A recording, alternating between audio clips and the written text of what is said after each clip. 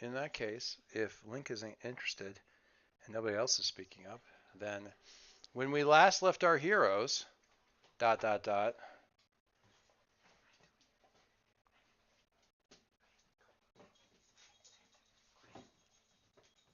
Oh, am I doing this after all? Yeah, you can, by all means. I'm also uncertain Well, as actually, wait a to. second. You didn't want to, well, you didn't necessarily have anything to gain from it because you didn't want to get rid of. Yeah, I would have just basically been reading off the recap. So, like, if that's all Okay, you're going to do, I would say just go ahead with it. I will see if I can't come up with a couple of interesting previously on moments. I got to frame this up though because it's a little bit tricky trying to remember what all happened uh, just in the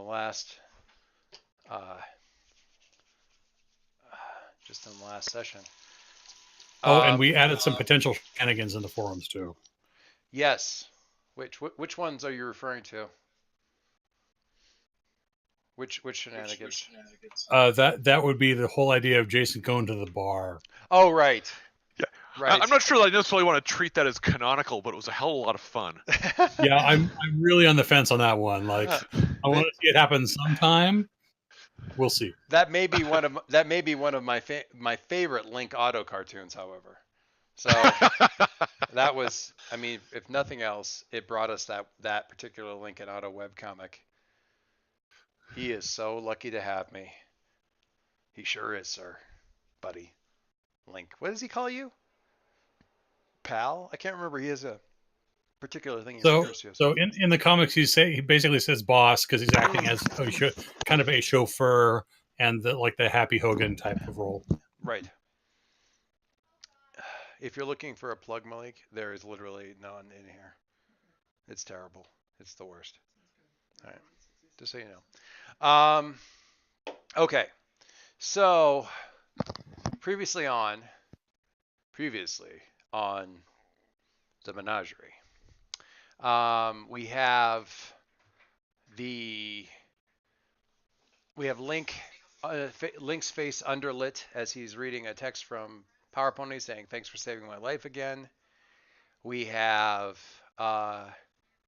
Ghost Girl um, and Harry standing on the front porch, and Harry like saying something, really, it's like, "No, you're the best," and like and her face softening just for a minute before the light comes on and Mom comes out and screams and she sort of rushes off. We have another shot of her sitting with Harry, saying something like, "Maybe I am the monster they all think I am. Maybe I am dooming everybody I know." Uh, which may not be exactly what she said. It's a cutscene that ended up getting looped back in for the previously on. We have Jason, tapping away in another the fading shot from the camera that fades back away from Harry and Ghost Girl talking, that pans back into the other room where he's tapping away at a computer, not even really paying attention to anything. Um, we we have Harry, dealing with the teary-eyed girl by taking a bowl and going, uh, chips. Um, and finally, we have Jason flashing through. What are you up to? What are you doing? Why are you there? What do you think I'm doing, Jason? And in the face, Alicia's face turning around in grainy black and in grainy color to the security camera and finger gunning, and then Jason's eyes rolling back on his head and collapsing on the floor. Um, so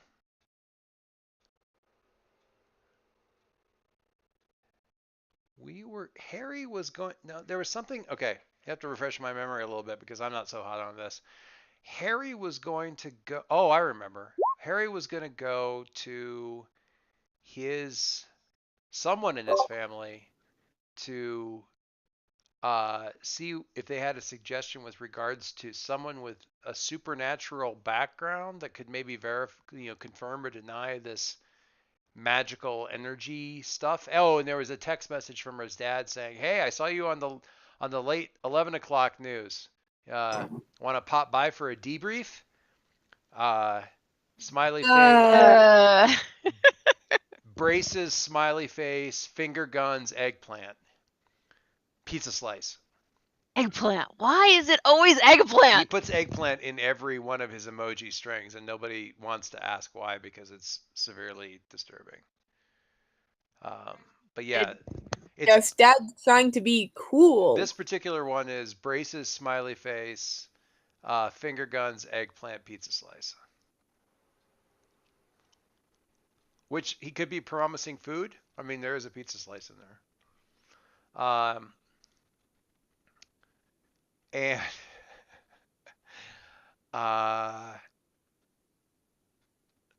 the worst fight you guys have ever gotten in, it wasn't really much of a fight, but it was the most acrimonious, like, dressing down that you've ever gotten from your dad was a allegedly happy text that had 16 eggplants in it. Um, it just the whole conversation just you showed up and he was already like ready to go. Anyway, what the best part about this is that I don't even have to know what any of the emojis mean because he can just misuse them. You know, he can do smiley face, sweaty forehead, sweaty temple, um, and I don't have to know if I'm using it correctly. Embarrassed anime. Yeah, I know, but I don't. Forehead thing. Right? Yeah, but I don't need to actually know that. It's great. It's perfect. Um, so Harry, 11:15 at night. Dad's texted you. Are you are you are you headed back? Are you having that conversation now, or text him back, say, how about breakfast? How about for breakfast or something like that? And if you do decide to do it now, are you bringing Ghost Girl with you, or what do you? What Think do you? that I want to him go ask Dad about stick elements because he's seen birds and might be able to the one least likely to blow off my head or turn me into an animal for Sure. imaginary disrespect. Yeah. Yeah. I'm gonna bring Ghost Girl along in hopes that keeps him from having that discussion. Let's face it, there's nothing imaginary about Harry's disrespect. Better than yours. That's fair. No, his family is awesome, except for you know, well, I don't know. Except for that. Sorry. Unobtainable goals. Yeah, except for the unattainable goals. It occurs to you that if you want a magical contact that's a little bit more down to earth, you might want to talk to your uncle more than your dad, but maybe not. I mean, dad'll probably be fine. Yeah, but Uncle is off. He's further away. He's right now, and you don't want to get near the newbie superheroes. Okay. He's He's doing. running Oh, all that's right, over because the place. he's always working on somebody, right? Okay, so Casting aspersions about who's a newbie and who isn't. Nice. yeah, the true We have a newbie. superhero team. We've been on the news. We've taken down bad guys. Therefore, not Remind me, ahead. Allegedly one.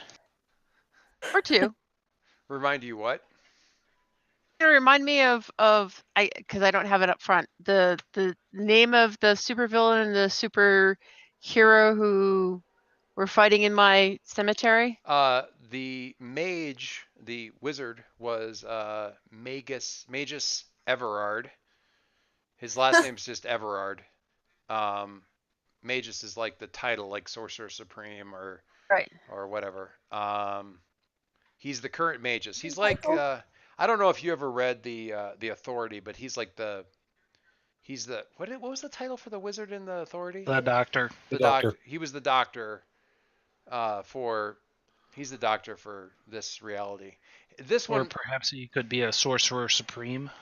well, yeah, it's the same thing. The doctor and the Sorcerer Supreme, pretty much the same thing. He is the Magus. He's the Magus. He is unfortunately an unmitigated jackass and a dick because he got the ultimate cosmic powers and is basically using it to make money and, you know, live like Hugh Hefner. He's not, You yeah, he's not doing anything. I mean, productive? yeah, it's hard. You don't often end up having to call him a villain because he doesn't really do anything that villainous per se. Like he doesn't actually kidnap Jennifer Lopez. He goes to an alternate reality where Jennifer Lopez never became famous, offers to take her away from all this, and all she has to do is live like a sex slave with him, and he gets to then have Jennifer Lopez without actually kidnapping Jennifer Lopez. Stuff like that. He does everything but his job.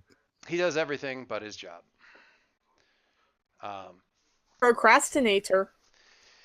The other person was I can actually find that probably. The other individual's name was Dr. Infinity, which may have been simply somebody going, kind of sighing to themselves and saying, fine, if I must have a name, call me Dr. Infinity. The menagerie. Yeah, this one was, Hey, don't think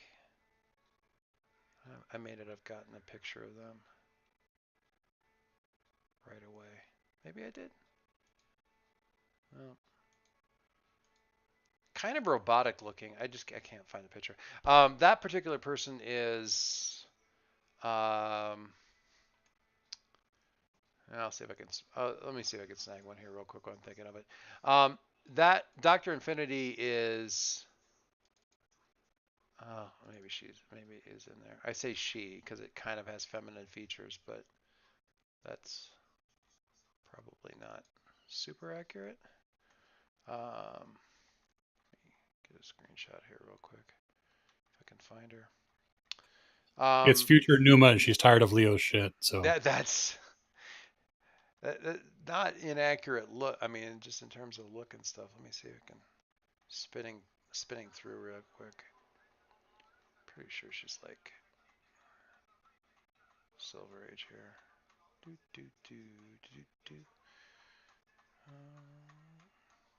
Game so loading. while you're looking for that, Yeah, where was Harry going? Harry is headed to his house, and Ghost Girl's trailing along, or just gonna wait till he gets there and then like teleport and join him. One of the two. No, I mean we can go along. Yeah, as long I as think that was sort of the idea when we left. well, was I that we were- know, but I meant like he could get there and say, "Okay, I'm there," and then you can, or do the face in the mirror trick or whatever to either that. Do Or I have to say her name like 3 times in the mirror at the top of the hour? maybe. I can't Ghost remember. Girl. What was Ghost Girl. Ghost Girl. What was the actual like? It was something like that, I think. I don't remember exactly what it was. It's shadow. It's Into yeah, a it's shadow. It was yeah. I mean, and it's just that I will sense your your need or whatever. It's just that with Harry running full speed, it's hard for you to keep up. There's Dr. Infinity. So there they are. Basically, Dr. Infinity is a villain by virtue of being somebody who enforces the sanctity of the time stream, and Halcyon City is the single most unstable point in time and continuity of any place, at least in the local galactic cluster. Dr. Infinity takes offense at that and has attempted on a number of occasions to solve this problem by destroying the city. Not my fault. What's that? not his fault this That's time. It's not- not yeah. my fault. Yeah, nobody really knows exactly why Infinity and Everard were tussling that day.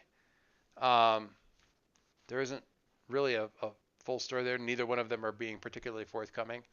Uh, and nobody really knows why Infinity being around at that point in time stopped, and didn't, you know, didn't continue to, you know, assault the city, so to speak. And why Everard would be defending the city, or even if he was, she might have been. I say she might have been after him specifically. Maybe he hit on her at a All-Star Gala or something. Nobody really knows. So, sorry, I interrupted there. So Harry, Ghost Girl, you pull up outside the. Describe your family's place, if you would. What's it look like?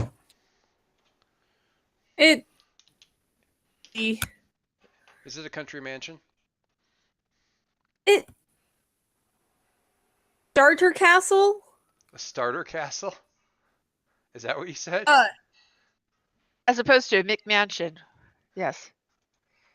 So there's more space to run around and.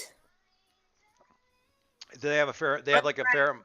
They have a fair amount of kind of undeveloped property in the back, like a 40 acres or something like that. To If you didn't know better, you would think it was horse property. horse. Do you guys have horses? Probably not. But I like that. I like the idea of it being horse property, or sort of horse property. You need to have someplace where you can test tornadoes in the backyard. You know, that kind of thing. Yeah, with kind of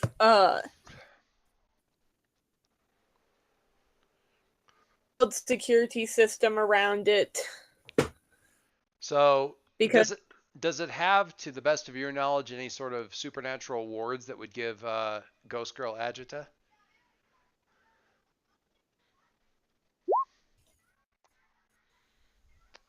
that is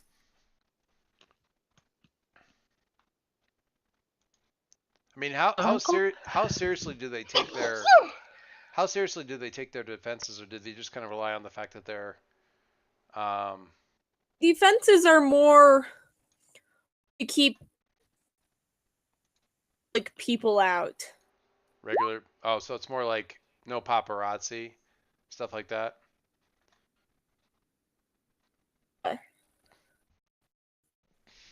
I mean, one or keep normal people out. There's some defenses that can be activated if supervillain attack, but Right, but generally speaking, it's not like there's. Reconstruction wars in grandmother's era, there's been a kind of truce between villains and heroes attacking each other's property just because, you know, it's impolite to attack someone's home. Right. Well, and there's also, I mean, the not for nothing. It's two pretty powerful superheroes. You don't necessarily want to go in there unless you bring in a whole army. If you bring in a whole army, they can usually tell they're coming. Especially with the speedster, he has lots. The speedsters always kind of have lots of time to react, which is, you know. So, you know, it's kind of like, honestly, it reminds me of the house from the home in was it Superhero High. It's like, yeah, I mean, it's just a house in the suburbs. It isn't really that, yeah, I mean, it isn't like it's got any major defenses. Why? Because there's two freaking powerful superheroes inside. They don't really need defenses. Anyway, except for possibly reinforced kitchen tables. 2+ because, you know. So you rush into the front there, into the front lobby, and Ghost Girl kind of drifts in behind. And does Dad just kind of speed around the house all the time, or not? Or is he just kind of? I mean, is he likely to come super speeding into the room, or is he just kind of walk in like it's, you know, like he's a normal guy? Why would you walk when you can run? That's your attitude. Is that his attitude? Or is he just kind of showing off a little bit? Probably have to actually go over to his office. Oh, he doesn't come out to greet you? Okay, cool. So you kind of okay. So Ghost Girl, you're coming into this thing. Clearly, these guys are loaded because they have quite a mansion. Um, what was your family? Were you well Yeah. off when you were little, or you were like more of a sharecropper kind of situation? She was very well off. Oh yeah. So Yeah. this is in that league, But I guess, or the but I've kind. been there before. They don't know that I've been there Ah, before. right. So do you start heading? Does he when he mentions the study? Are you already like you already kind of No. know the way? No, because you wouldn't ask. I follow my host. I see. Of course. Harry's Okay. my host. I'm following him Okay. proper.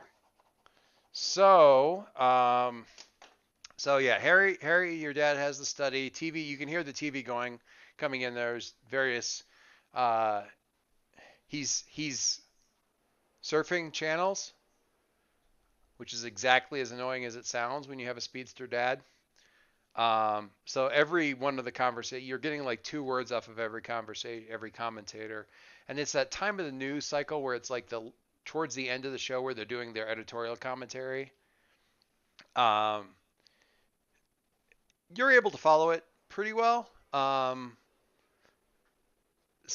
Most of them are talking about other things, but there's a few that he keeps flipping back and forth that seem to have something to say about the new team. Obviously, these are sort of cable and network television, so none of them like the menagerie as a name. None of them know what these kids are trying to like, what point they're trying to make, if they're even trying to make a point or just irritate people. Um, Get off of my lawn. yeah, it's they're trying too hard. They're not trying enough. They're not taking it seriously. They're taking it seriously, but only insofar as they can make everybody angry. They're just playing. And what adult is overseeing this activity? Yeah, they're just yeah. Where's Aegis and So all normal, this? so Uh, normal, new team forming stuff. yeah, normal new team forming stuff, but Kids with these that days. with that extra, but yeah, with the extra flavor of kids these days, and why hasn't uh where are their parents and all? Yeah. And one of them, he stops on this one long enough. He's like, not to be that person, but at long last, someone must ask, where are their parents? And then that seems to be his final stinger point, and then that's the end of it. And it's like, thank you and good They're night. dead, man. They're dead. Sorry. Yeah, right. I mean, that's that's a loaded. I mean, kind of an idiotic question, really, when you think about it, for even more than a minute. But not going to be Their the sort of thing. parents are. It's not going to be the sort of thing that your dad's going to mention or think about. It's not going to occur to him because he's there. So he's not thinking about where everybody else's parents are. He's thinking this is like a personal jab at him, really, as far as he's, or that's likely how he's going to read it. Because your dad is a fine person. He has many fine qualities. One of them is not thinking that the world is not completely about him. It is always about dad or mom. Sometimes And mom. if it's not about mom and dad, then it's about attention to keep the world from falling apart. Yeah. Those So are the only two options. he's going to, if there's a comment about these kids' parents, it's got to be directed at him. I mean, obviously it is. I mean, the rest of the kids are dead except for the one we don't know who his parents are, and he doesn't even realize. I mean, necessarily or care that he's what he's saying. Anyway, hey, sport kiddo, how you do? Hey, brought a friend home. Good to see you. I got pizza. There's like 2 or 3 boxes of pizza open there on like on this like sort of on the coffee table in front of the couch. I didn't know. I are do you? Hi, I'm. What is your dad's actual name? Like his first name? James Swift, I believe. Okay. One second. Actually, let's worry about that. Hi, I'm Mr. Gale, I guess. Silver Streak. Big smile. He extends his hand. I'm. I graciously take it in Ooh. a very feminine fashion and say, I'm delighted to meet you. Um, I'm Charlotte. I've forgotten my last name already. Hi, I'm delighted to meet you. I'm Charlotte Palmer. Oh, that accent. That is adorable.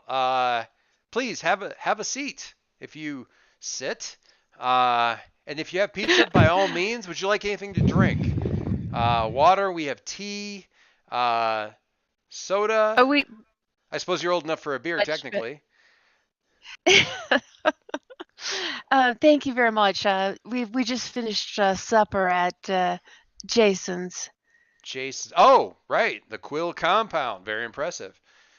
Just finished supper, so I guess it'll be about a half an hour before Harry's ready to have another one. Then, uh, all right. Hey, I saw you guys on the news. You are all the rage tonight with all of that uh, ghost fighting. I mean, no offense, but that was some pretty spooky dudes out there. How'd that go? I'm letting Harry take the floor on all of this. Oh, thank you so much. I mean, I think there wasn't a lot. A lot of it was reconstructed from security footage and stuff, and there aren't a lot of security cameras in a cemetery. I mean, who would they look at? But they got a few things. It looked like you guys were sort of teaming up there. Yeah. Was the So- one who found the attackers, and we all went to help her. So you were the you kind of brought them all together. They came to the rescue, and he really pauses on this. Menagerie assemble, I guess. Huh? Right? Right. God. Oh my god. So, okay. So what was the deal with that armor guy? How'd he get the armor on you like that, bud? How'd he manage to get you caught in that? Chime in that it was demonic, or would that freak Dad out? I kind of look at Harry and sort of try and get a visual clue from him if he want to talk about it at all, or You know, they talk about superhero stuff. This family does, I think, sort of the way that like a really a lot of homework. well, no, like a really like they are this. This is gonna sound really terrible, but it's not intended that way. It's just the best analogy I can think of. In a Texas family where like everybody is football, okay? This is small town football, yeah. It's small town football for them. So every possible, well, he was, no, it's like, well, he was on free safety. He wasn't. I mean, come on, free safety. He was playing 2 yards off the line. That's not, it's totally. So for them, nothing is unusual. It's all It's all jargon for them. It's just like so it's like, well, it was a demon dad. But yeah, but like what, type 2 manifestation, maybe. A little bit of energy projection. Look like energy projection, maybe a field. That kind of. He's just rattling it because it's small town football is the perfect way of thinking of it. And Dad was a football player, still is the coach. Still is the coach. Yeah, it's small town football when your dad is the team coach. And now Harry wants to leave this family. No, Dad, it was demon armor. Demon armor. So like possessed with spirit. So they weren't actually, were they, you say demon, but it was in a cemetery. So was it a demon and was it a ghost? What? It was it was definitely a demon brought to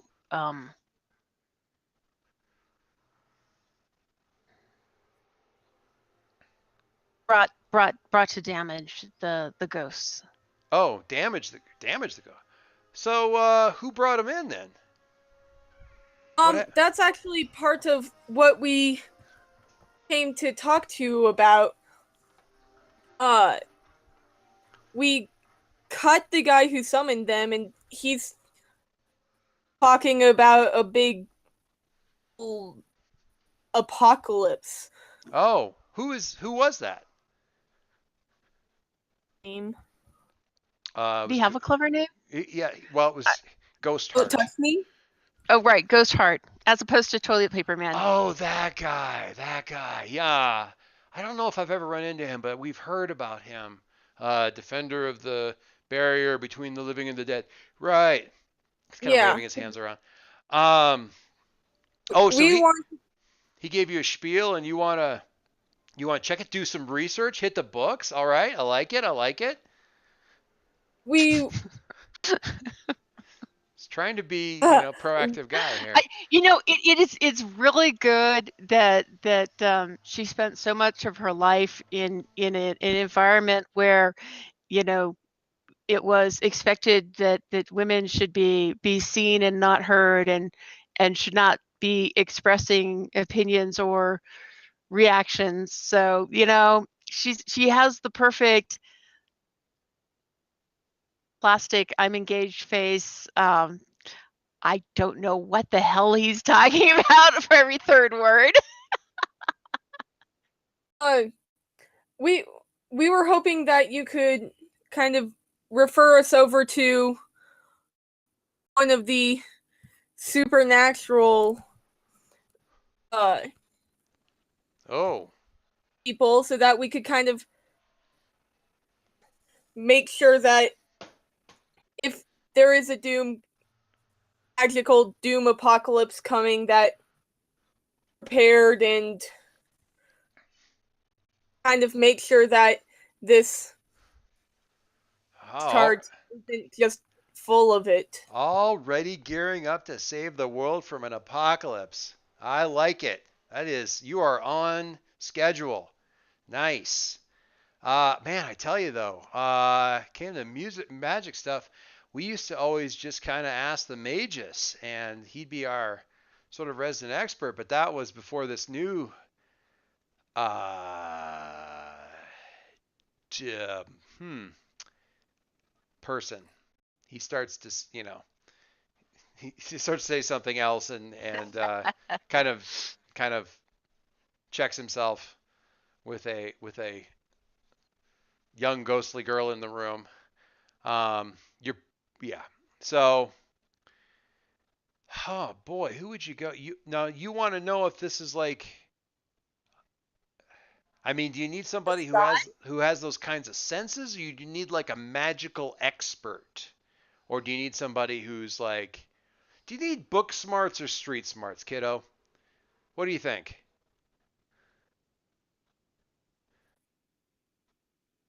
I would venture book smarts to have the foundational understanding of what this man is proposing. Well, I mean, yeah. I don't know if I know any magic nerds. I'd have to think about that. Maybe your mom would. Did the old maid just die, or Yeah, 600 years old. That tends to happen to people. And then this new guy, God, total d-bag. I'm sorry.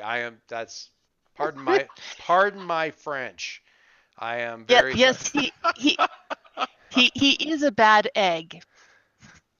Yes, he is a very bad egg. One of the ones that they leave under the porch and start to smell things. Yes, bad egg. Um, I tell you what. I'm gonna give you well, you kids in your coffee shops. I'm gonna give you one. I want you to check out for me. I want you to talk to. I reserve the right to change this name, but right now I'm just gonna say Lucius. I'm gonna have you talk to Lucius, and he's not exactly. Oh, he knows some of the book stuff, but I think you don't need to tell him I sent you. I think that's probably fine. I don't know that it would earn you any brownie points. Uh, but he's been around the block and he probably knows this stuff. In fact, if he asks how you got your name, you might want to mention your uncle. I think they were tight. Uh, but yeah, I think Lucius probably. I'll ask your mom if she knows any the book smart kind of folks. But Lucius he's been doing this for a while. He might be able to tell you one way or the other if this is a real deal. He's got a good nose for that kind of thing. I think. Always seemed to. Not a lot of patience, but not a lot of patience. But so yeah, it's just a great job, guys. You really getting it done. Do you need any help? Any resources? You know, gym time? Okay. Uh, new suits? Anything like that? Yeah, that's I got some extra. Yeah, I got some older guys can still run around the block pretty fast, you know? yeah. I mean, Oh God, suits. you No. no, listen. No, listen. I'm telling you guys this, guys, kids, ladies, people. Uh, I'm giving you the name. I want you to do your thing. You are absolutely in there, and I am very impressed with the work that you're doing. But listen, if things start to get out of hand, kiddo, I want you to call me. Okay, speed dial, right? Huh? Huh? Speed, right? Nah. Dad. Catherine, you can't even get away from your dad doing bad puns when it's a made up dad. Quick as a rabbit. Quick as a right. I'm not gonna pick things apart. Maybe next time, don't let that armor get on you. Kind of stay fast, keep moving. You got to be ready for anything. But good job. I think you guys were in there. You were in the mess because you were helping out your friends. So nice job there. Good job doing that. And that's great. That is great stuff. So, Go get him, Tiger. Charlotte, do you need a drive home or anything, or? No, I'm fine, thank you. Sure you are. All right. Well then, well you're got the run of the first floor here, you guys. If it's school night though, Harry. Probably want to head to bed pretty soon and stuff. And Charlotte, it was great to meet you. I hope to see you on the news doing more of this stuff. It's great. It was a pleasure Great. to meet you too, sir. Great. And don't be, don't tell this to Harry, don't hold back. Don't be afraid to cut loose out there. I've seen some of the rah, that's just get out there and use it, you know. Uh, I mean, Now I she's used afraid to, she's talking about my scary face. And yeah, he's kind of doing that kind of with his claws kind of thing. I mean, I used to team up with the horrific Hellion. I mean, you couldn't talk to him because, no mouth, but he was still, he was really something. He did good work out there. So don't worry about everything that everyone out there is saying about you right now. Uh, can I sink into the floor now? Literally, sink into the floor. Yes. Die of embarrassment. I don't pay any attention to everything that everyone out there is saying right now. I think you're doing a hero's work right now. So good job, you. Good job. And he kind of starts to pat you on the back and just kind of does a little you go there slugger kind of fist punch kind of in the air, and then he's like takes like a half step back and then speeds out because even he kind of realized that went a little bit awkward. On the other hand, though, I do have to say, what he's saying right there, Charlotte, is he's kind of telling you that you need to be comfortable with kind of cutting loose. Um, he's Yes. and hang on for a second.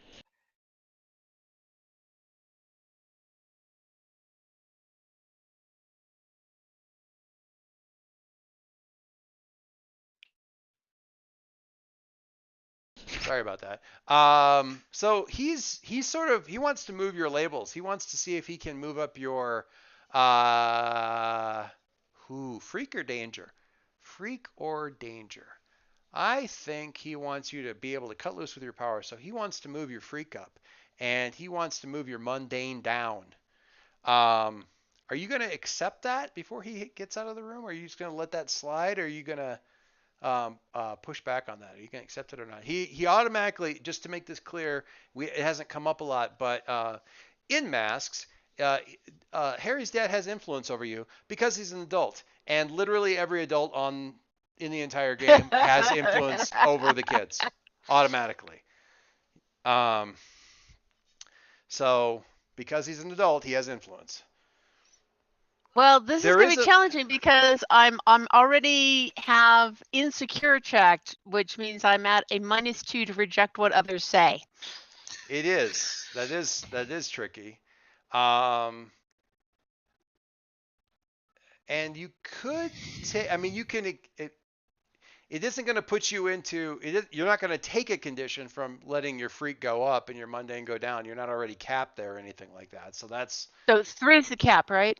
3 is the cap. So you could accept it and let your freak go up and your mundane go down, and you're not going to take any further uh, consequences from that. But other than the fact that that little bit of advice is sort of running through your head, just cut loose. Be the horrific hellion mouthless horrible thing, or you can try and push back. The move is out there. It's how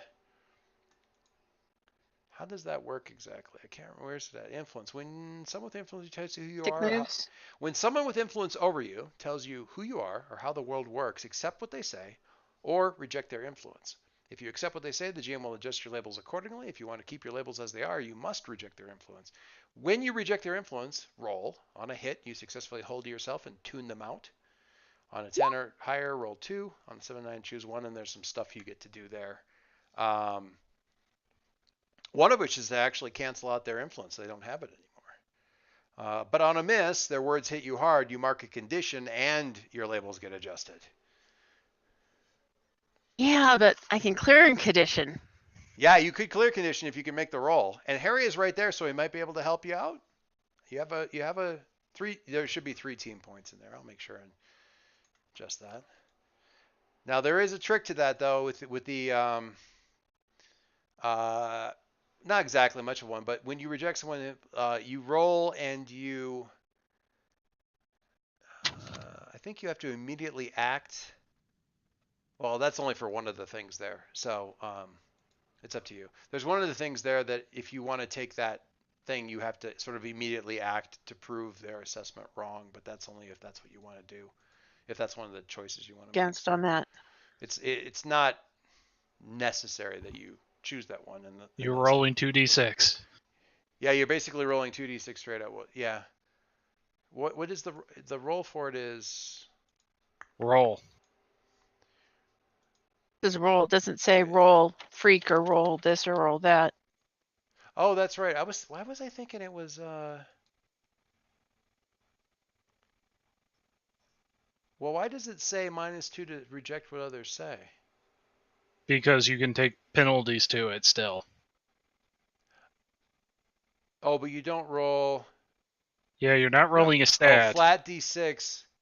Okay, Yeah. I see. So you roll that, and it's already going to penalize you for doing that because you're. Oh, so you would roll the flat d6, but then you also have to subtract 2 from it. Ooh, that's harsh.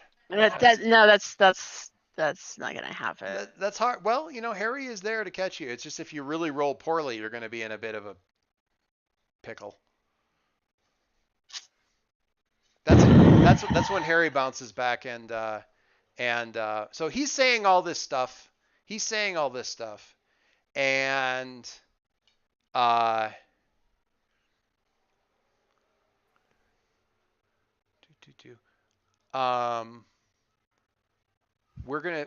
and you see Charlotte trying to decide whether or not she's going to say anything, and we're going to cut to Concord for a second while Margie decides what she's going to do.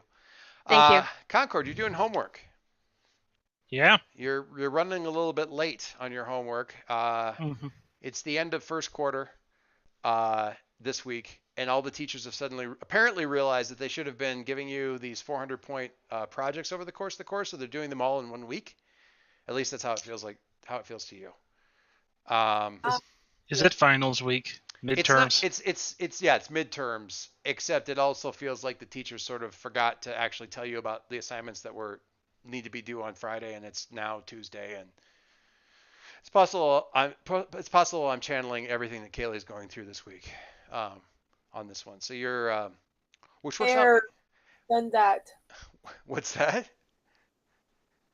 Done Never mind. that. It doesn't change. Yeah, it's the same thing happens in high school. So yeah. So and you hear tiny little footsteps padding into your room. What do you do? I think that. So, are they in the room with me, or are they outside in You like the hallway? you heard them coming up outside, and then you heard the door kind of creak just for a second. There's one little squeak, but your sister knows where the squeak is at and pushes through that spot really quick. So it's just a barest chirp of a squeak, and then can kind of hear the whoosh of her coming in. And she doesn't come over to you necessarily. She rushes across the room really quick and hops onto your bed while you're And I sitting think, at the desk. and then I think that's like, uh, uh, Adam's got like a little like one of those Nerf basketballs, like the hand-sized ones, Mm-hmm. that he just sort of blindly throws over, and he's like, you're supposed to be in a bed, midget." I am in bed, and you hear her burrowing down underneath your covers, um, and also trying to get to the ball, which kind of rolled down to the end of the bed. But she's burrowing down underneath the covers. Yeah, and I think that's when like Adam's like jumps out of his chair and like runs over there. He's like, "No, Mom wanted me to make the bed up and everything. She's gonna be in later to check." You're gonna And you're he's gonna just like, and he's just pulling her out of there and you don't everything. no you don't need to make the bed. You're gonna get in the bed. She's not gonna make you make the bed now. You make it in the morning. Shh, shh, don't wake her up. She's asleep in the living room. She's waiting for Dad to come home. Shh. And Adam's just gonna like pick her up and like heft her up, and it's just like, "Come on, I have homework." I know. I'll be quiet. I'll be quiet. I'll be so quiet. I'll be the quietest quiet you ever quieted a quiet. Please, I didn't get to see you all day. Please.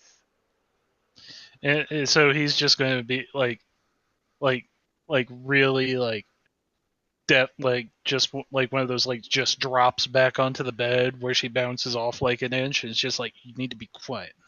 I'm totally quiet. I'll be right here.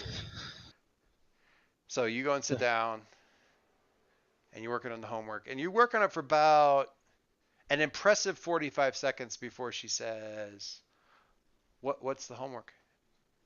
Eh, What are you doing?" It's Mrs. McGee's math class. I need to make sure I have all my AP classes stuff done first. Mrs. McGee's math class. Mrs. McGee's math class. Mrs. McGee, Mrs. McGee's math class. That's funny. I like that. It's funny. What's an AP class? It's where I'm Hell. taking. It's where I'm taking. It's where I'm taking harder classes, Why? because I already did all of the stuff for the earlier Because you're classes. so smart. You are the smartest. You are so. How old is your sister? I got to gauge this right. Like kindergarten. Kindergarten. So she, yeah, 4 or 5. Yeah, that's perfect. I'll just channel my youngest, because you are the smartest. And he's just like, just like, not smart.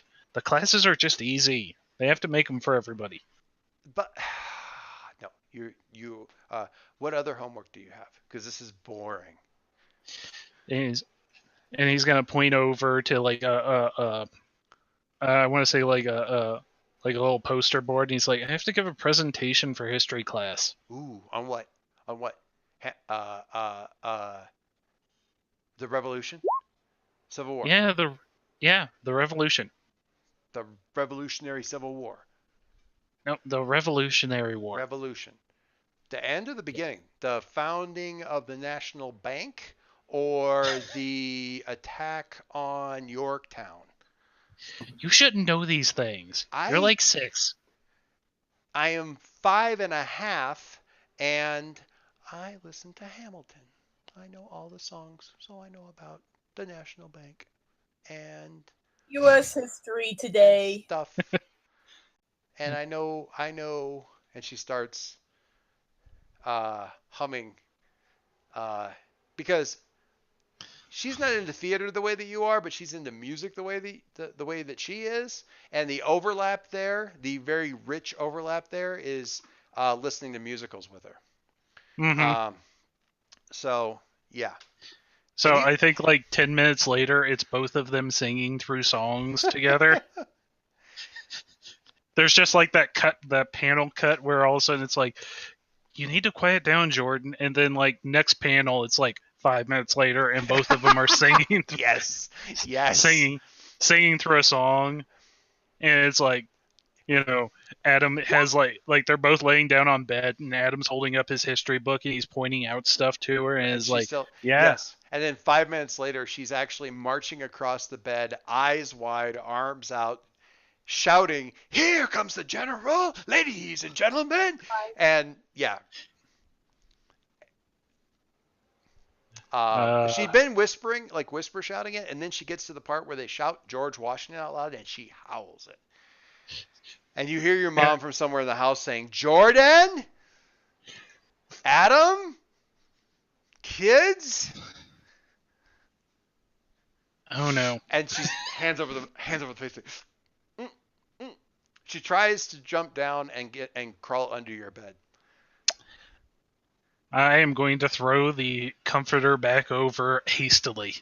Over the bed or over her? Over the bed. Okay, because she's going under the bed, like floorboards, like under the bed. Okay.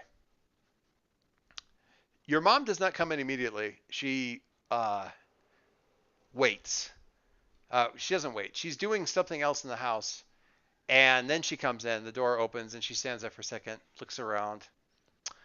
Your sister is not in her bed. Where is your sister? And that's when Adam is like in the back of his head. He is like going through all of this as like he like there's that like little second where he starts to say something, and then probably there's like that little faint little energy crackle in his eyes, and he's like, she's under the bed. Jordan, I don't want to go to bed. It's boring. Sleeping is boring. Adam is fun, and he's never here because he's always doing stuff, and he's never here. And I want to play with Adam. Adam, play with me. Can we go play? Mom, 15 minutes we play. Play for 15 minutes, and then we go to bed. Mom. I'm going to plead with her. Adam, tell her 15 minutes, and then we'll go to bed. Yeah, I think I'm going to plead with Mom and just be like, she was just going through the homework with me, and I'll like hold up Adam will hold up the history book. And it's like we were going through the National Bank section, and you hear her go for my project, and you hear her go, George Washington. Young lady. Sorry, Mom. I'm only listening to the one that's got all the swears taken out of it. I don't listen to the other one anymore. I still have it downloaded, but I don't listen to it anymore. It's not as good without the swears in it, but I still listen. That's the only one I listen to. Here comes the general. 5 minutes. You have five minutes, young lady. 5. And you need to get your homework done. It's late. And you are terrible in the morning anyway. And Adam will like nod, and he will like go right back, like facing the book. Yeah. Your father will be home in a half an hour, and I want both of you unconscious by then. And like that's when it's like, yes, Mom. Yes, Mom. Yes, Mom. Yes, Mom. Hey, 5 minutes. Get your Lego. Get all your Lego. Get all your Lego out. We can't do Legos in 5 minutes. We can do Yorktown. Just Yorktown. You have Getting enough... the Legos back into the bin takes 5 minutes. We don't have to put them back. We don't. Just get them out. We just dump. It's really quick. She heads over for the closet. She heads over to the closet in such a way that takes her directly within arm's reach of you. I think it is throw on the bedtime. Throw on the bed. No! And yes. But she gets to be loud now because Mom knows that you're there. So what ensues is about 3 solid minutes of her protesting all tickling and all squishing by getting tickled and squished.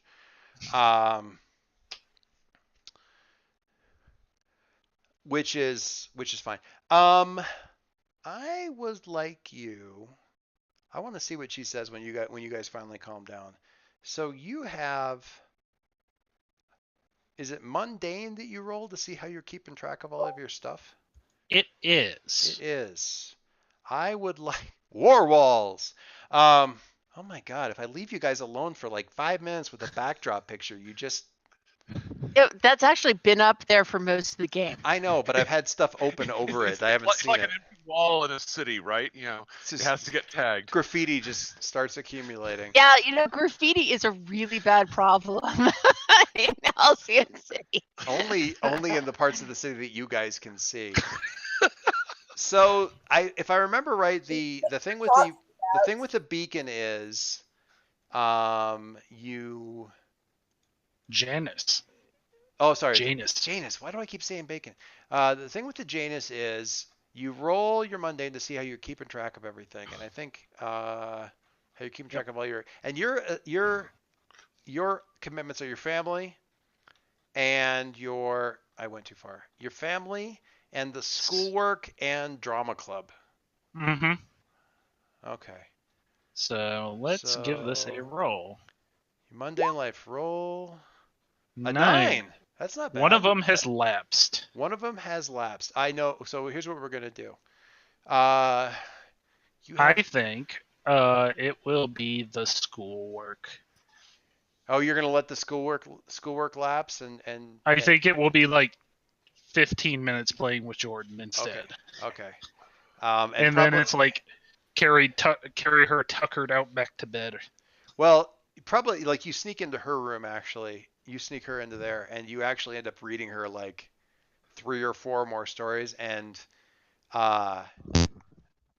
you're going back into your room just as you see the lights from your dad pulling up.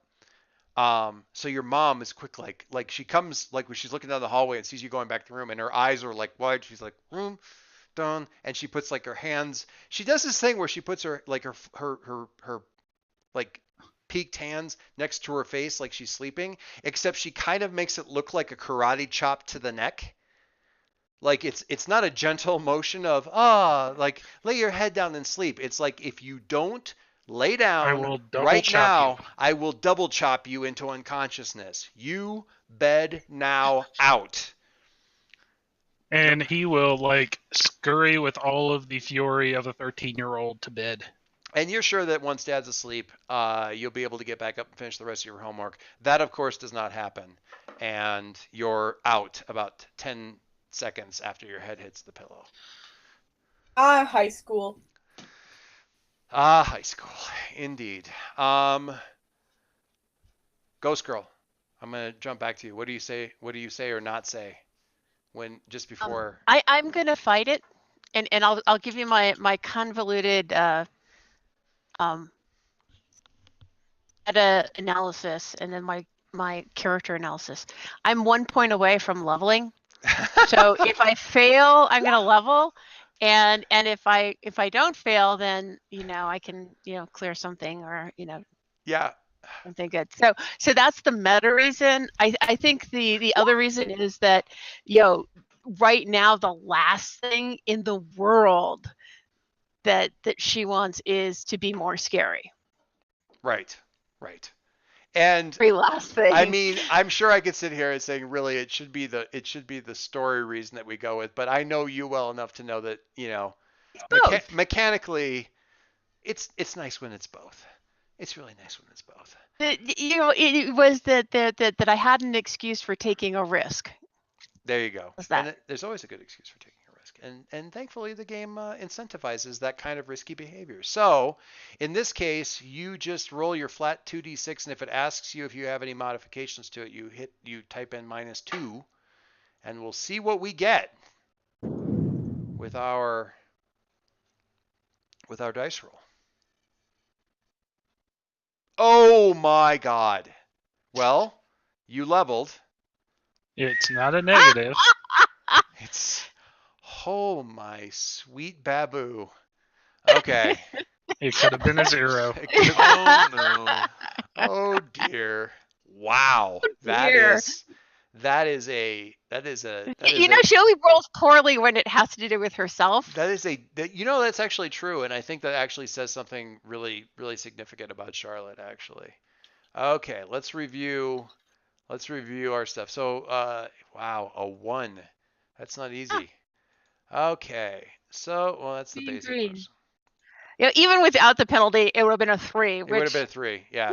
Harry's not helping you out of that at all. When you reject someone's influence roll on a miss, their words hit you hard. Mark a condition and the GM will adjust your labels. But you get XP, so you've got that going for you. You're going to get a little scarier, but on the upside, you may add a move that makes you scarier still. Hooray? Question mark? Yay. Okay, so I will quickly adjust your freak up to a 3 and your mundane down to a 0.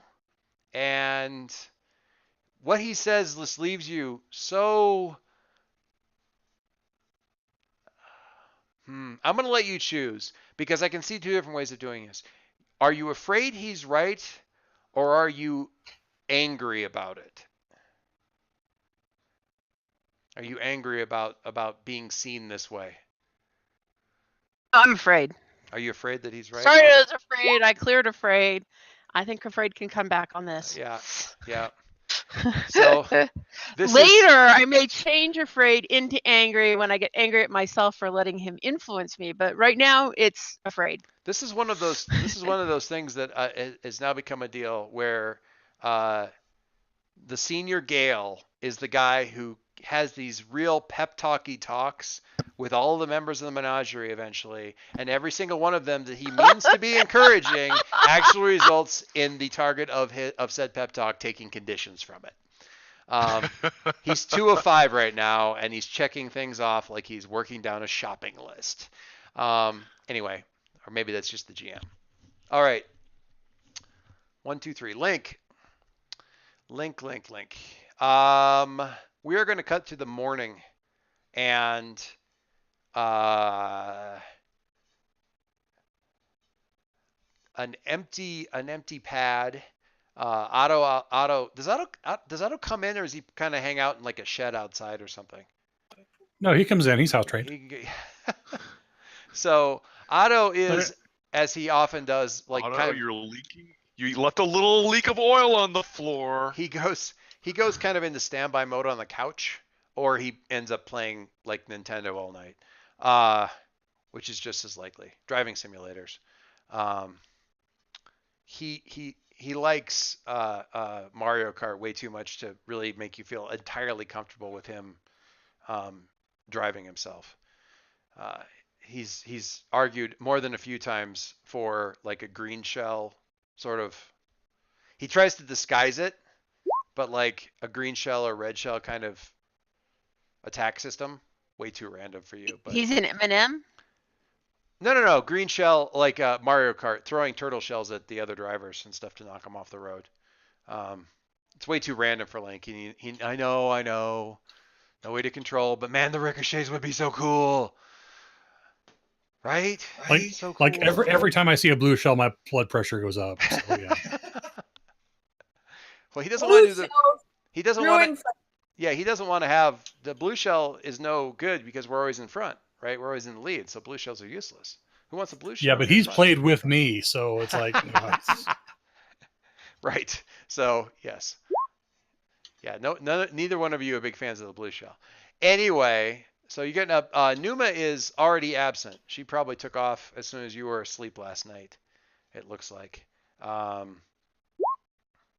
So, what do you do as the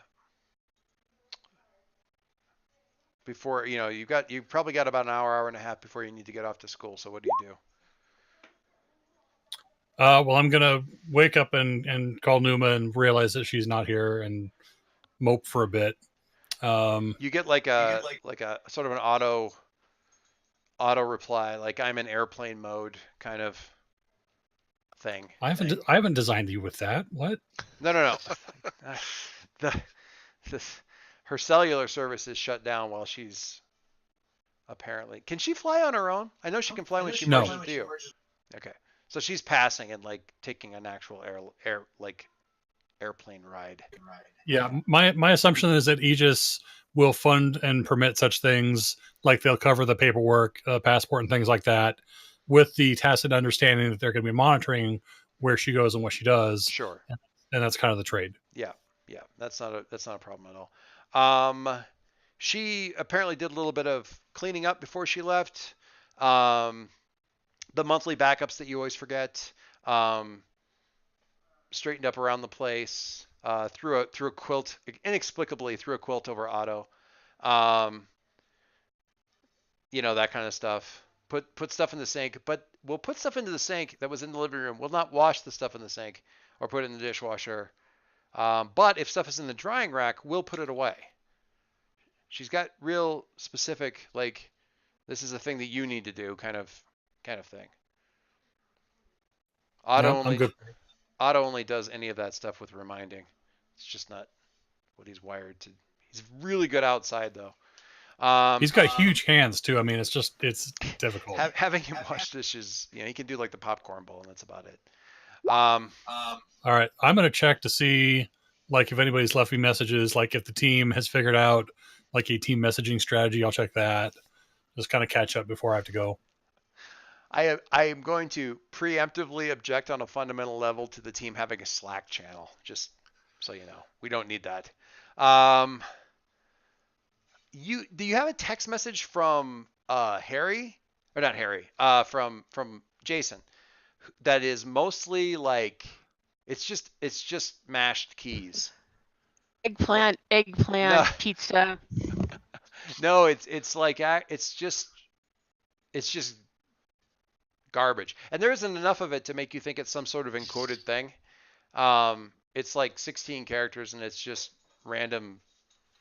Looks like he just mashed the keyboard or like swiped his finger around, and it's not like any weird characters or anything. It's all just alphanumeric stuff where he's like swiping around the keyboard or something, but it's just bleh. It was about 3:00 in the morning, somewhere around there. Other than that, I don't think you have anything else. I'll blearily text him back, trusting autocorrect to save me here. Yeah, not any like response immediately, anything like that.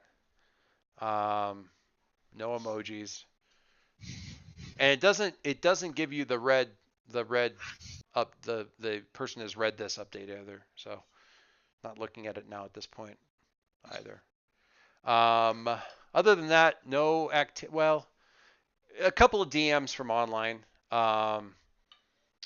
And you kind of quickly go through the people that you sort of have followed back on Twitter. Is that a text? Is that a text from Harry? Yeah. Okay, so there's a text from Harry. Where is there a text from Harry? It's in the In the text chat. Roll20 chat. Roll20 chat. Oh, hey, so we need to go talk to this guy Lucius to see if the whole magical apocalypse is real. Okay, so that is actually there. Cool. So that's there from Harry.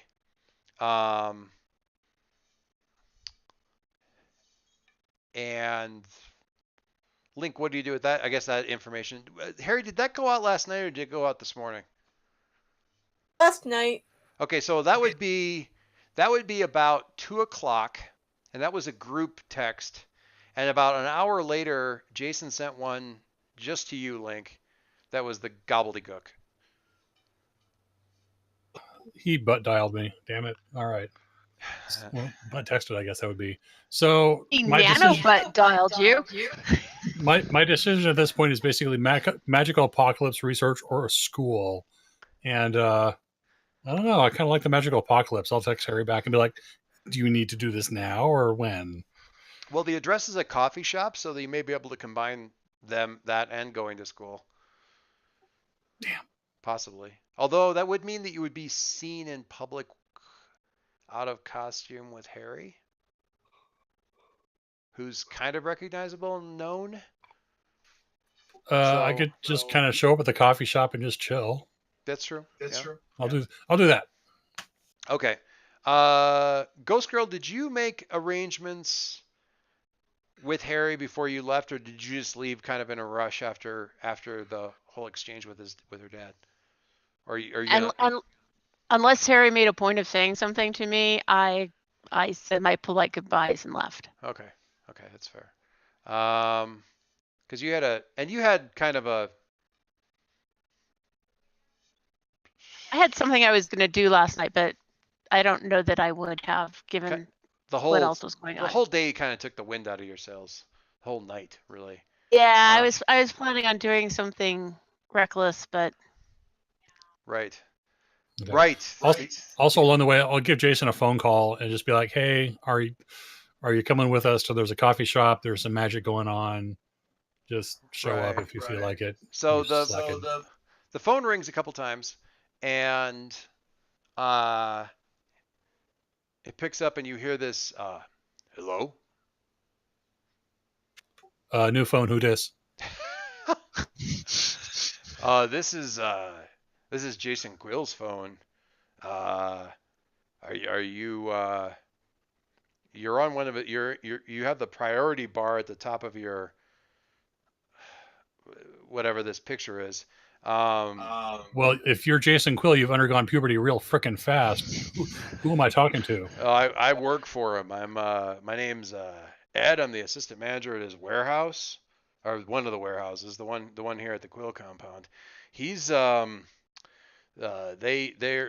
ambulance is on the way. He's like out on the floor here, past like just laying in the middle of the warehouse. He was here when he came in. So we called, 911. We don't have the medical facilities open, so we have. I don't know if you want, if you're the person that would be called on something like this. We contacted the administrators and stuff, but they haven't answered. They haven't answered yet. All right, I'm on my way. I will call some other people as well. Oh, okay. Who should I say is on the way? Just tell him Leo's on the way if he wakes up. Leo. Okay, Leo. Menagerie's on the way. I'll see you then. Great. Okay. Now I will text Harry back and be like, "Well, it looks like Jason got drunk last night, so I'm going to go sober him up. Like, bring some coffee. Okay. And if Ghost Girl is with you, bring her green, too. I just don't know. Thermostatic coffee. That was so good. Purple or green? Green? Purple? I just don't know. Okay. So Harry, Obviously, I should have seen that, but I didn't. So now I'm feeling. I'll have to quick catch up. I'll send you a link. Oh, Or someone just send a link to me. So Bill made a comment that it would be amusing for him to let Jason unwind by taking him out and getting him properly drunk, and get him moping about Alicia. And everyone's comment was, well, he hardly needs to get drunk to mope about Alicia. But yeah, he goes, yeah, but he would be less filtered moping about Alicia. And that led Dave to a stream of consciousness of little snippets of conversation over the 3 hours where he drinks himself into a floor-hugging stupor.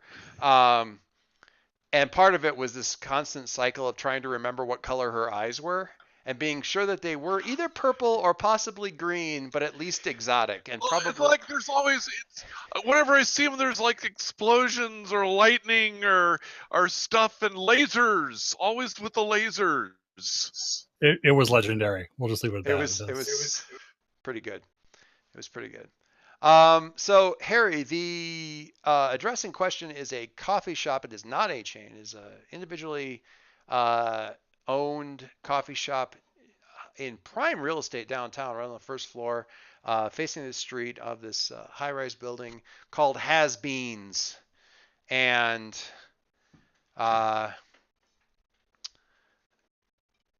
when you go in there, the place is reasonably busy for the morning. There's a couple folks in line. A lot of people there's not there are none of the tables. It's not like all the tables are taken. A few people have sort of tucked in and are clearly going to hang out there for a little bit. Um, Generally, those folks are a little bit older. The ones who are coming and going more, just coming in, grabbing coffee and going, are sort of younger working class.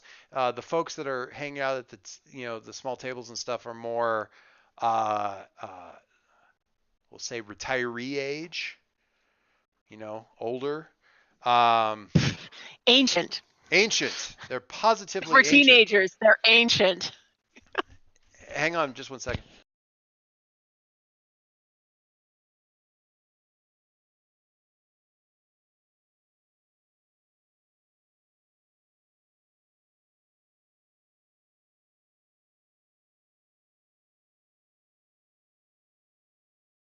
Anyway, sorry, I was talking to my nephew who's just been hanging out listening to this. Anyway, uh,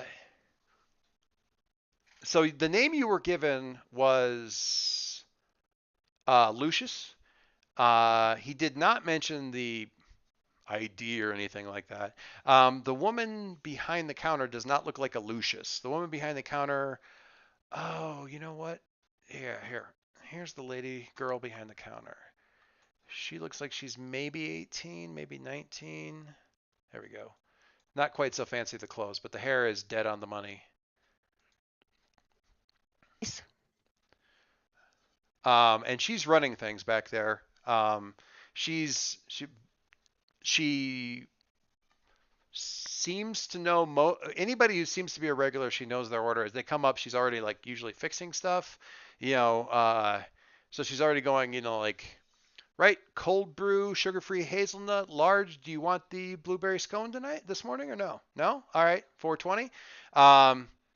And she's off to get that stuff. So she kind of knows the regulars. She's also kind of randomly joking with other people at the various tables or stuff. She hears like a snippet of conversation. She gives somebody a hard time. They joke back. They all call her JC. Some of them say it JC. Somebody say JC like an initial.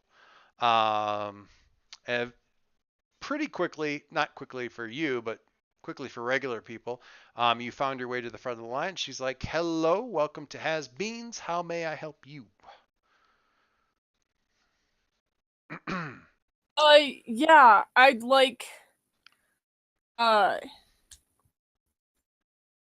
I'd like I wish you could see the coffee. face I'm doing right now, but anyway. She's doing patient waiting face. You'd like a what? I didn't hear what you said. Coffee? 3 normal coffees and then 1 double espresso. Okay, just straight Like black, you nothing. don't. Like just nothing special. What do Just I know about coffee? okay. Yeah, sure. I can. Sugar and cream, please. Thank you. Oh, did you show up here too, Ghost Girl? Yes. Oh, okay. All right. Right, sugar and cream. And wow, welcome to Has Beans. All right. So she was fine with you, and the Ghost Girl showed up. She's kind of like, oh wow, my morning has got marginally more interesting. The crowd, I mean, the people who are coming and going sort of make there's a lot of like sort of shock silence sort of from that. The people at the tables though are sort of studiously not paying any special notice of you. Like very I poor. appreciate that. Like they're playing their checkers. They're Reading their newspaper. They're reading their newspaper. They're just sitting there with their pork pies on and not really paying attention, or pretending like it's no big deal. All right. Easiest order I've done this morning. No special stuff. No candy bar in a cup. It's great. She got, asked for the money. She's like, is there anything else you need before I ring this up?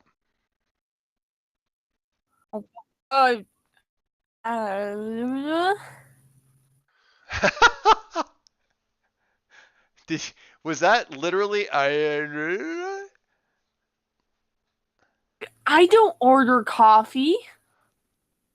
Well, I know, but we have your coffee. Did you need anything else that is not coffee? Because we have things that are not coffee. It's over here in the not coffee Uh, area. Uh, She kind of looks to you, Charlotte, for help. Like, Honey, would you like a muffin or a scone? Lots of nice sugar in them. but do you by chance know a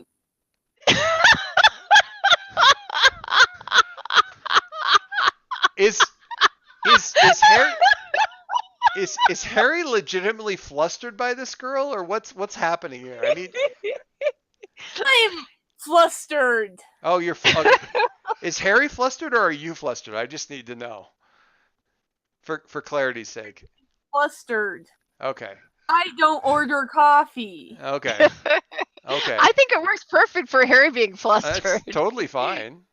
Um, so she kind of looks to Charlotte. Did you need anything else? If you two are together, I'd be happy to. No? Okay. How about I just ring you up? Does that sound?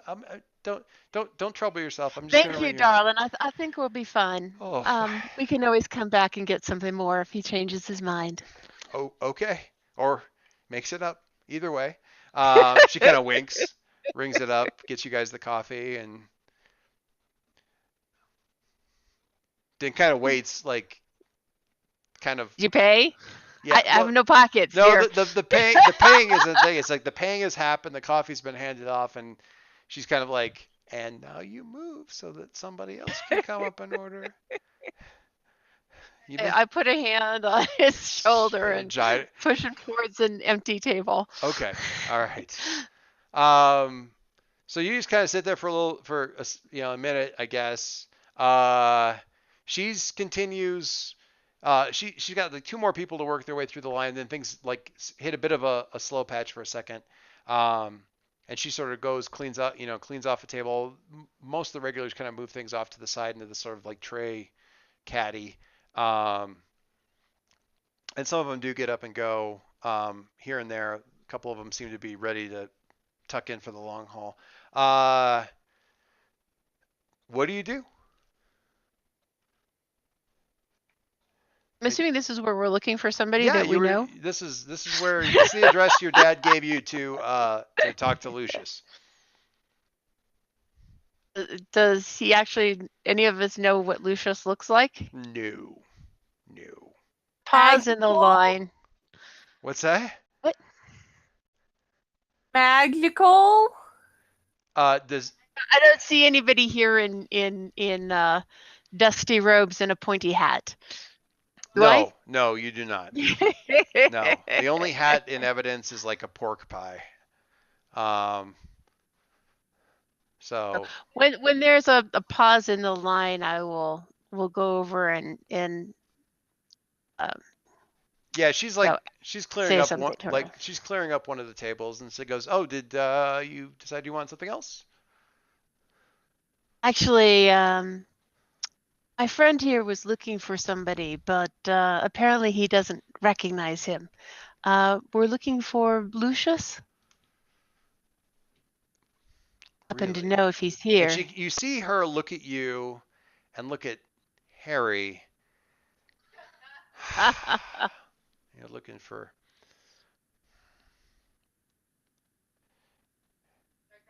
Uncle's Dad, name, or should I just leave it? Dad, you got visitors. 1 second. And actually, I will be 1 moment, is what he says. And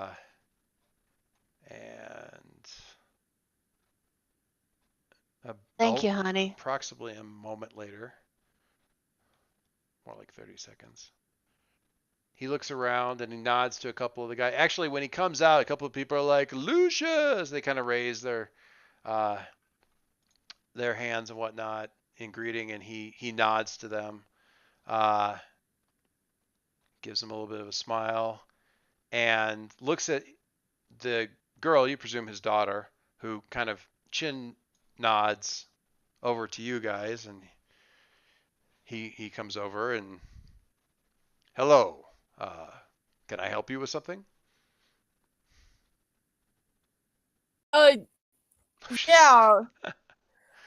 Can I'll gesture to a free seat, so I just sit and be at our level.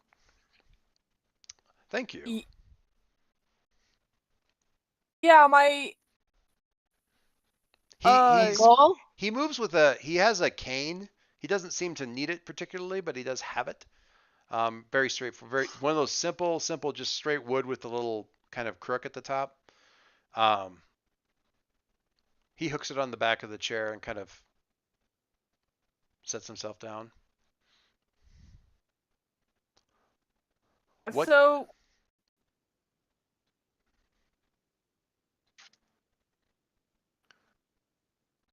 Uncle, we're trying to I see something. that you have managed to inherit your father's eloquence and well-spoken. I put my hand above my face mouth and I will. not to show my smile. Silver tongues aren't in the family. Your mother is actually quite charming and well-spoken, but yes. He turns actually to you, Charlotte, and says, "Allow me to make introductions. My name is Lucius. This is Harry Gale, and you are?" Oh, I'm sorry. I He distracted by Dave's points about boys, girls, and camels. Uh, this is Harry Gale, and you are? Charlotte Palmer. Nice to meet you, sir. Charmed. And what can I do for two of Halcyon City's uh, youngest and brightest stars in the current firmament? Oh, well, sir, we were hoping you could with a mystical problem. Hmm. You actually Not myself. you actually hear one of the fellas at one of the nearby tables sort of snort and chuckle to himself. And without looking, Lucius is kind of like, really not necessary. Sorry, Lucius. Uh, I might, but depends a bit on it, on what you're asking, but I might be able to help out. Why don't you come back here into the back? Thank you very much, sir. Thank you. We're more looking for information than a more tangible assistance. That's fine. I don't mind discussing it. I'm happy to help if I can, but we don't need the peanut gallery commenting throughout the rest of our conversation. And the guy like looks mock affronted at the thing. So he takes A you. few of the regulars groan. He takes you. Or Go ahead. I was gonna say, do we recognize any of the old farts? No. It looks like just friends of this guy. Don't necessarily. I mean, you might. I don't know. Harry might recognize him in theory, but probably not. Mr. What's his name there? Mr. What's his name? The never mind. Go ahead. Mr. What's his name? Okay, so the little hallway off the like where the counter is goes back into the kitchen, but there's a stairs that go up right from there, like in the hallway that leads up, and he takes you up into basically an apartment on the second floor and opens up into like sort of a living room. Please have a seat. Uh, Thank you very much. He sits himself as well. So, what specifically? He he leans just a little heavily on that word as he's not meaningfully staring or anything like that, but he does lean a little bit heavily on the word and happens to be looking at Harry when he says it. What specifically can I help you with? We were warned by a man called Ghost Heart that there was a coming magical apocalypse. I see. I've heard of him. I've never faced him. He became active after my retirement. My concern is that he has such a very strong belief in his concept, and has gone to great lengths to feel that I worry that, you know, there may be some underlying truth to his I won't say delusions, but Obsession. interesting I find worldview. I find obsession works very well as a descriptor for many such individuals. What specifically did he mention to you as a telltale of this apocalypse that you thought I might be able to help you with? Girl? His his concern is about the increase in ghostly activity as being a sugary breadcrumb trail for unspeakable horrors coming into the human side of things. And what is in his in this analogy is dropping the breadcrumbs? Be me and other ghosts and their interactions with humans. Ah, I see. Your interaction with the living, which you are not, is in some way leaving a, rather than use a distasteful term, I will simply say breadcrumb, that this apocalyptic entity theoretically or allegedly can follow back to our realm. Yes. Well, I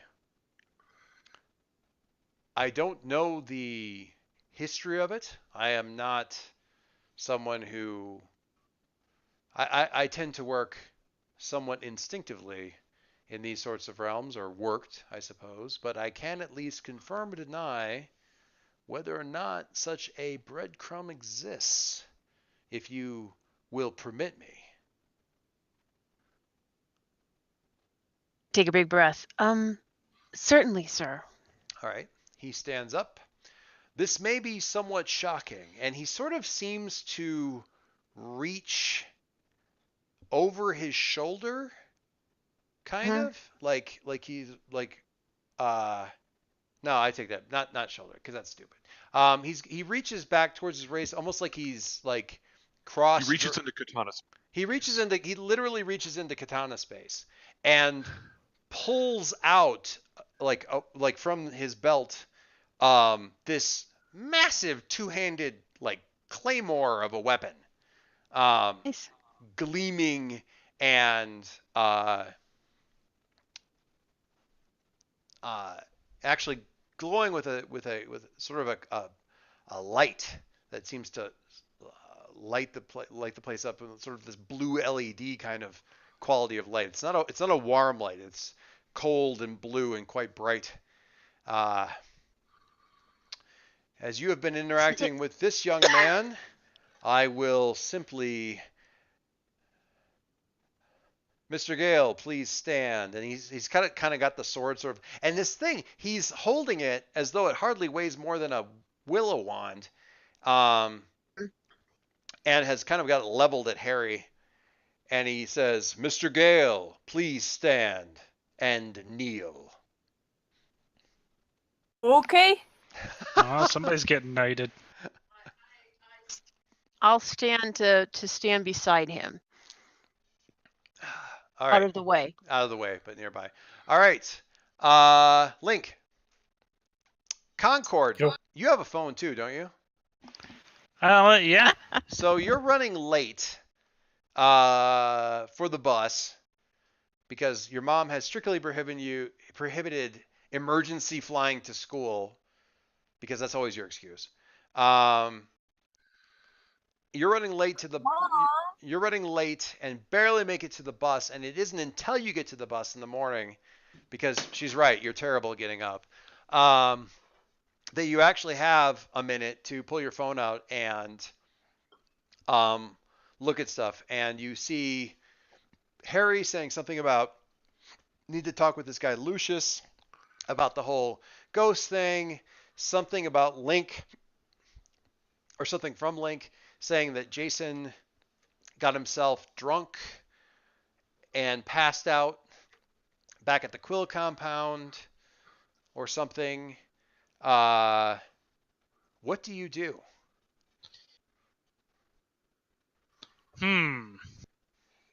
I think like Adam's gonna be torn both ways, but he's like, Actually, I'm on the. I'm gonna make it harder on you. I'm not gonna put you on the bus. You're at the bus stop waiting for the bus. You're not actually on the bus yet. You probably got like 2 minutes before it shows up.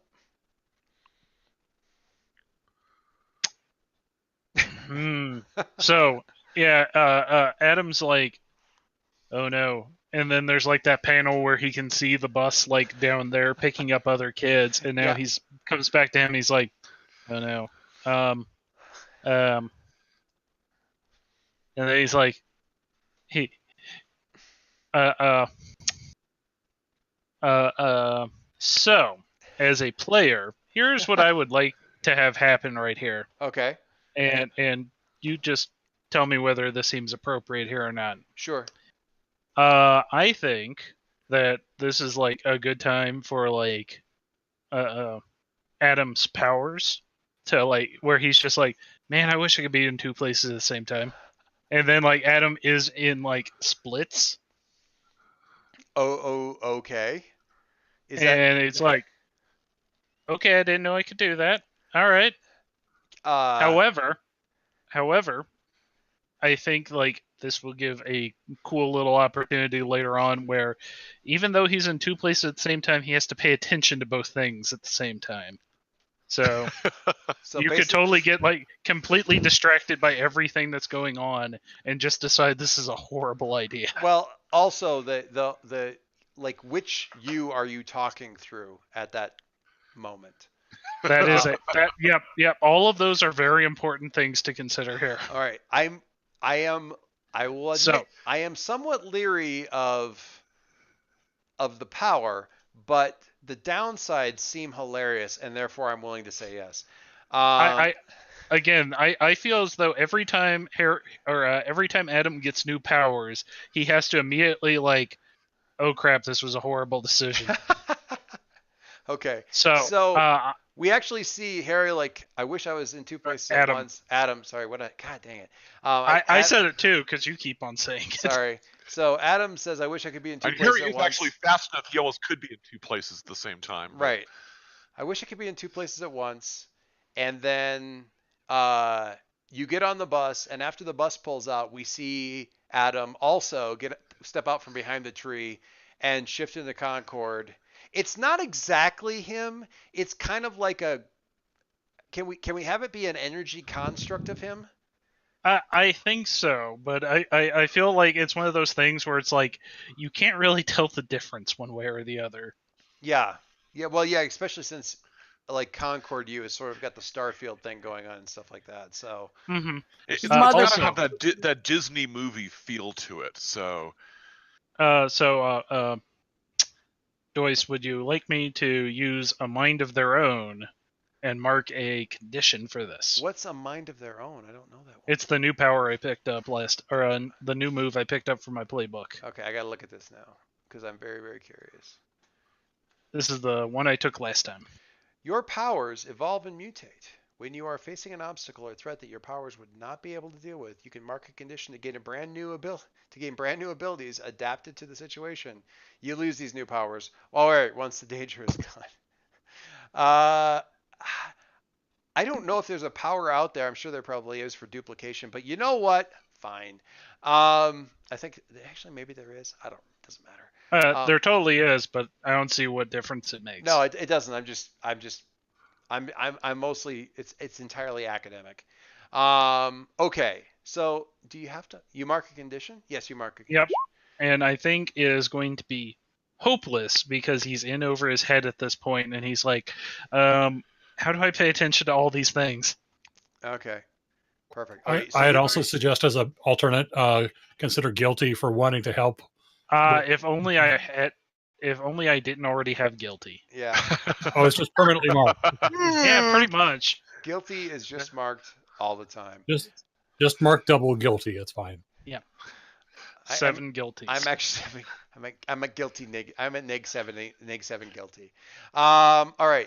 So you start flying over towards the Quill compound. Is that right? Yes. I believe that was the text I Yeah. got, right? Yeah. Okay. Well, yeah. There was also Harry's thing. I just didn't know if that would make any sense. Link, you pull up outside of the thing, and you are, well, I guess, somewhat surprised / gratified that you're apparently on the guest list or the security passes or something like that, because you can basically just get ushered in or whatever. And you have a vague idea of the layout of the place, or maybe a pretty good idea. Is it vague, or is it a really good idea of the layout of the place? How much research have you done on the Quill compound? It's vague because I just didn't care. There you go. But you get a general idea where the warehouse is, and you can quickly find somebody and say, "I'm looking for the warehouse," and they can direct you that way. And when do you walk in costume, or do you would you get out when you get out of the car? Do you get out in costume, or what do you do? No, I'll just go in as me. It's fine. Okay. All right. So you head into the Quill compound, and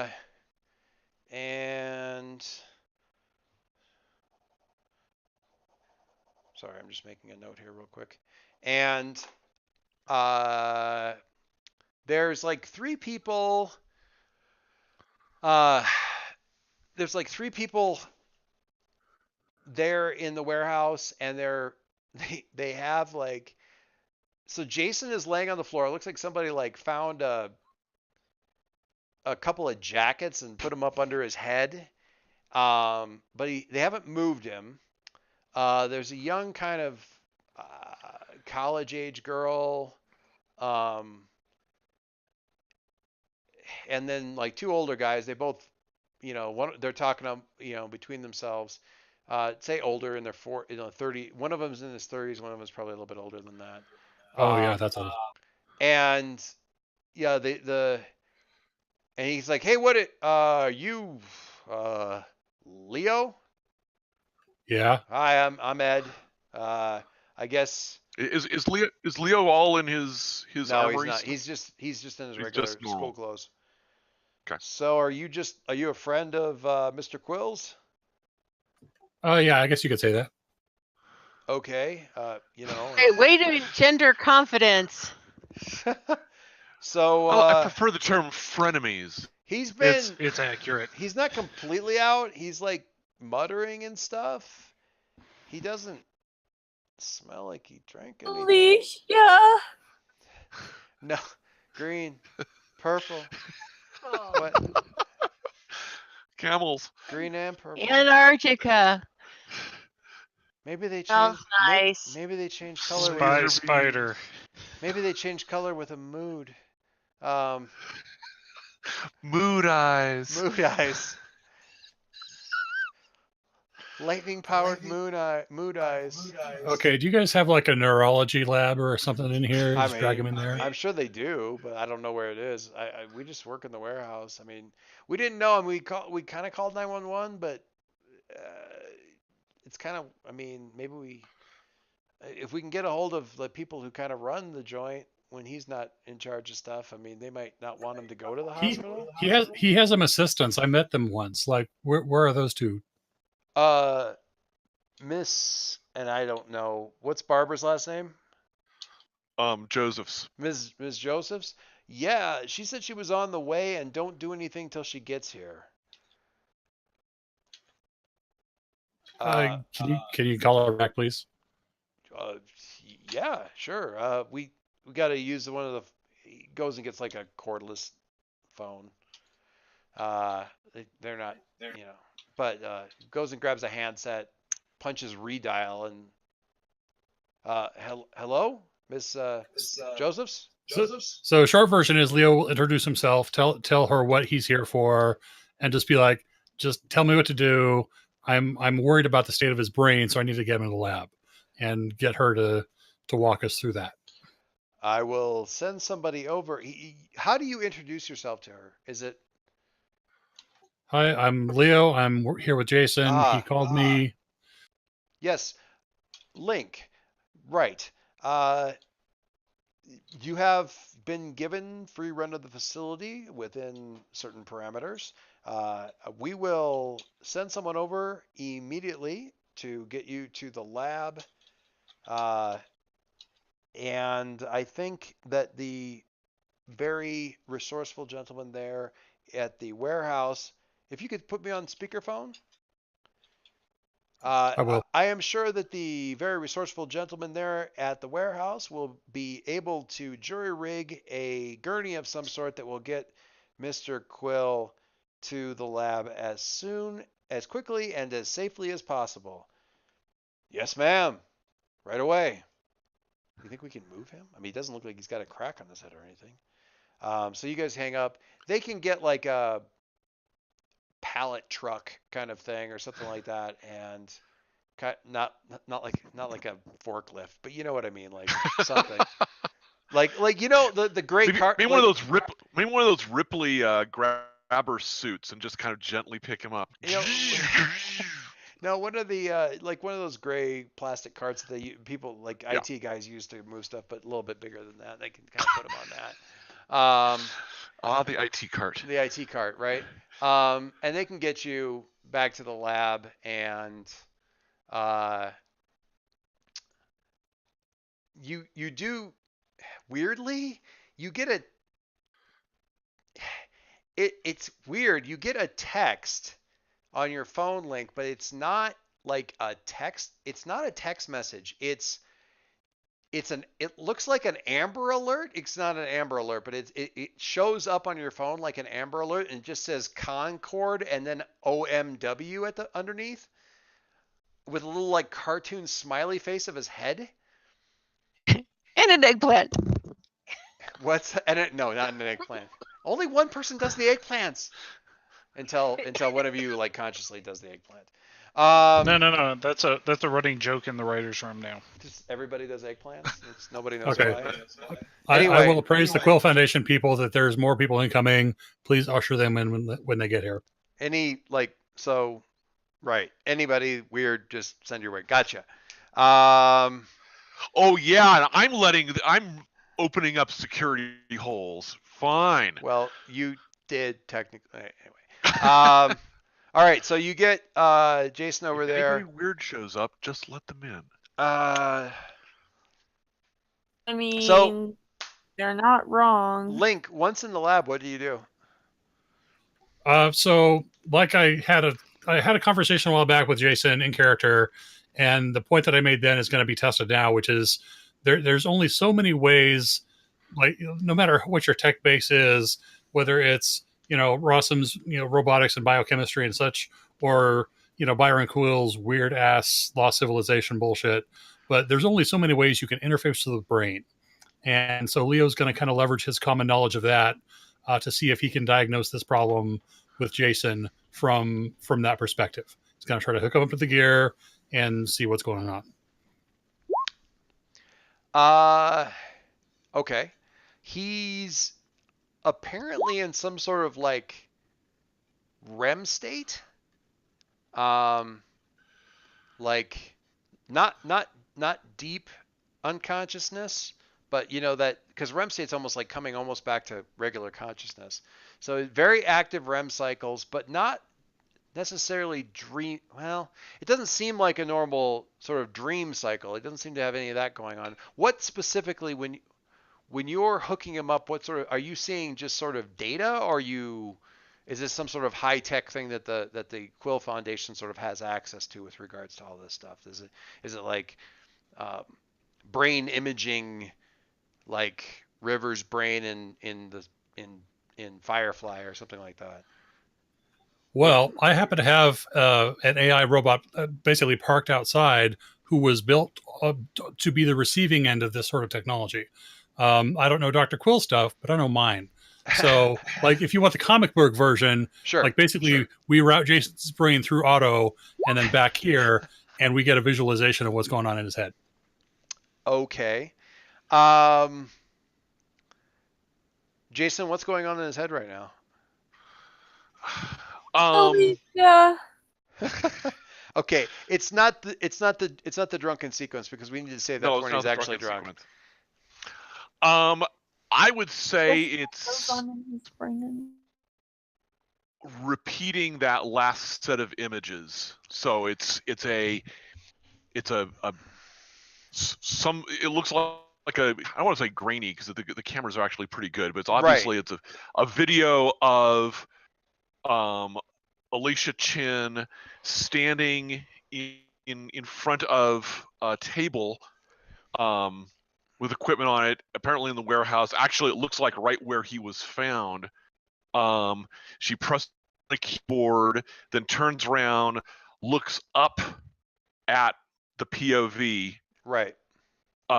smiles and does the little finger gun thing, and it all kind of goes, And then it loops back to. and then it loops back to the beginning. Well, it loops back to That, like some other stuff you put together, like um, the spec okay, sheet. so he's not kind of caught in that final image. It's not quite the final image. It also loops to the spec sheet on the EMP gun and the news articles on the weird stuff happening up in Pennsylvania with that one town. And it's not a lot, but it loops back. There's it loops through a fairly short loop of you putting all that stuff together and then Alicia finger gunning you. So he seems to be caught in kind of a REM loop, possibly intentionally. Like it may have been an intentional thing to get him sort of trapped. That's the tie all over again. It's the what all over again? It's the tie all over again. Right.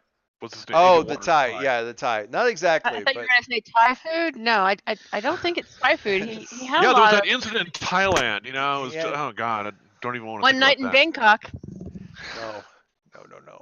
no. So Link, what do you do? At this point, I'm going to wait for the others to show up, and I'll see if the EMTs show up as well. Okay. That's cool. We don't need to go to that. Well, you guys haven't been at the coffee shop for too long. Concord shows up not very much later. You're not getting any replies from Harry and Ghost Girl at this point in time. They're otherwise occupied.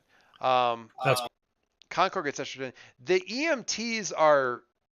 You can't imagine what they could do with a situation like this. You're informed that the ambulance is pulled up outside the gates at the Quill compound and asked whether or not they're needed at this point. what they can do that Leo certainly cannot do is to correctly dose and administer a stimulant. Okay. Then you want them to be brought in so they can do that? Yeah, well, I mean, come in, assess his physical situation, come up with a recommendation. Okay. All right. They're heading in, and probably they're going to arrive about the same time as Barbara. So Hey, Doyce. yes, What does Adam see whenever he looks at Jason right now? it's very much like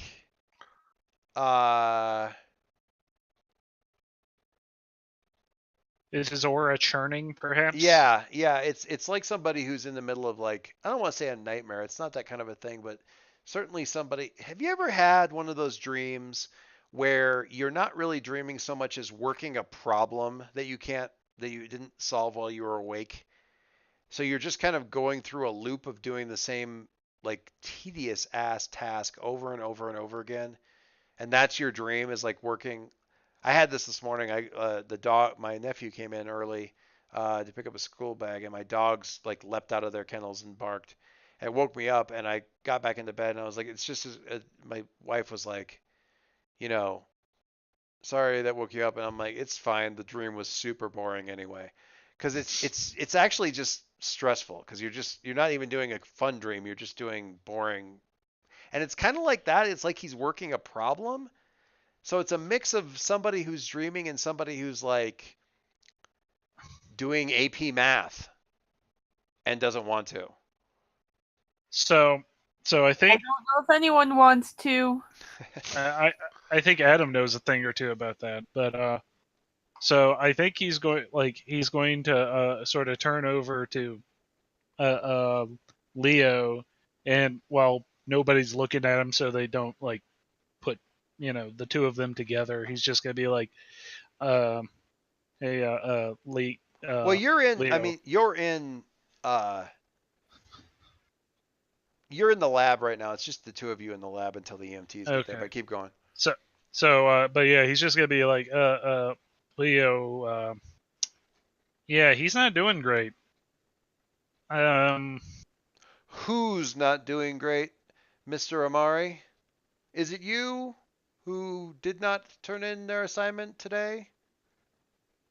And and everybody in the classroom is looking back at you in the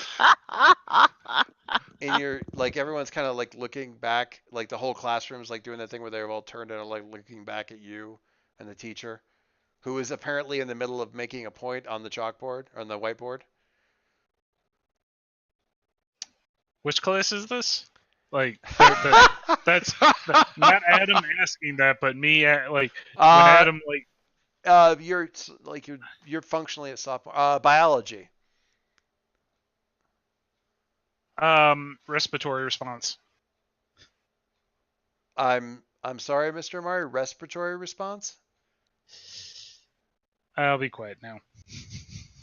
No. I'm interested. What are you pondering with regards? I mean, you're a week ahead of everyone else on our subject matter, but if you had a question, I'd be happy to hear it. Well, doesn't the Link, the last thing you heard Adam say was, "Never mind, I'll be quiet now." That's what he apparently said to you. Okay then. Okay. What do you? yeah, what and Adam is going to like just like I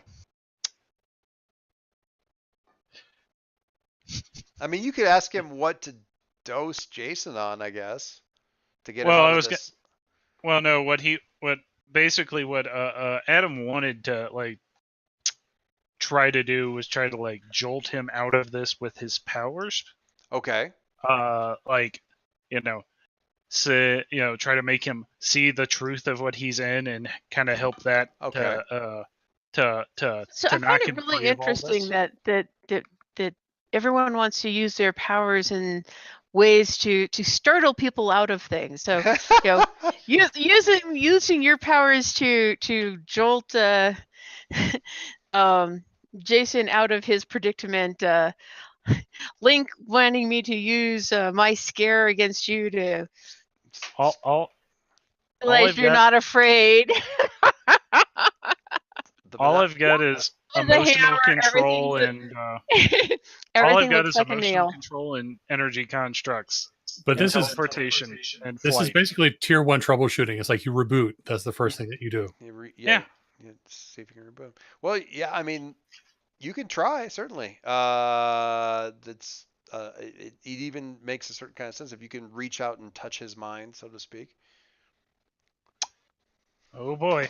So I also want to point out that the first thing Leo did was not to force Jason to stop doing whatever he was doing. It was to find out what's going on. So Yes. take Yes. that. Well done. Yeah, because I was all ready to have you unleash your scientist powers, but First, do no brain harm.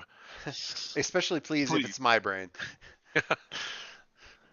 All right. So I need to make a backdrop that's just that lab that you use for your Plotagon videos. Oh. Just need that just to be the backdrop. All right. So Ooh, more space to graffiti. yeah, Adam, I guess what I would do then is probably a unleash your powers. okay, I am good at this. Are you? Okay. I might be. I have to switch over to find out if you're good at that. All right. Unleash your power because you're overcoming a barrier here. All right. So, oh, I already know. Because you have to make a choice, right? It's a market condition, and the GM will tell you how the effect is unstable or temporary. I got to remember how that, because it is 7-9, market condition, or, right.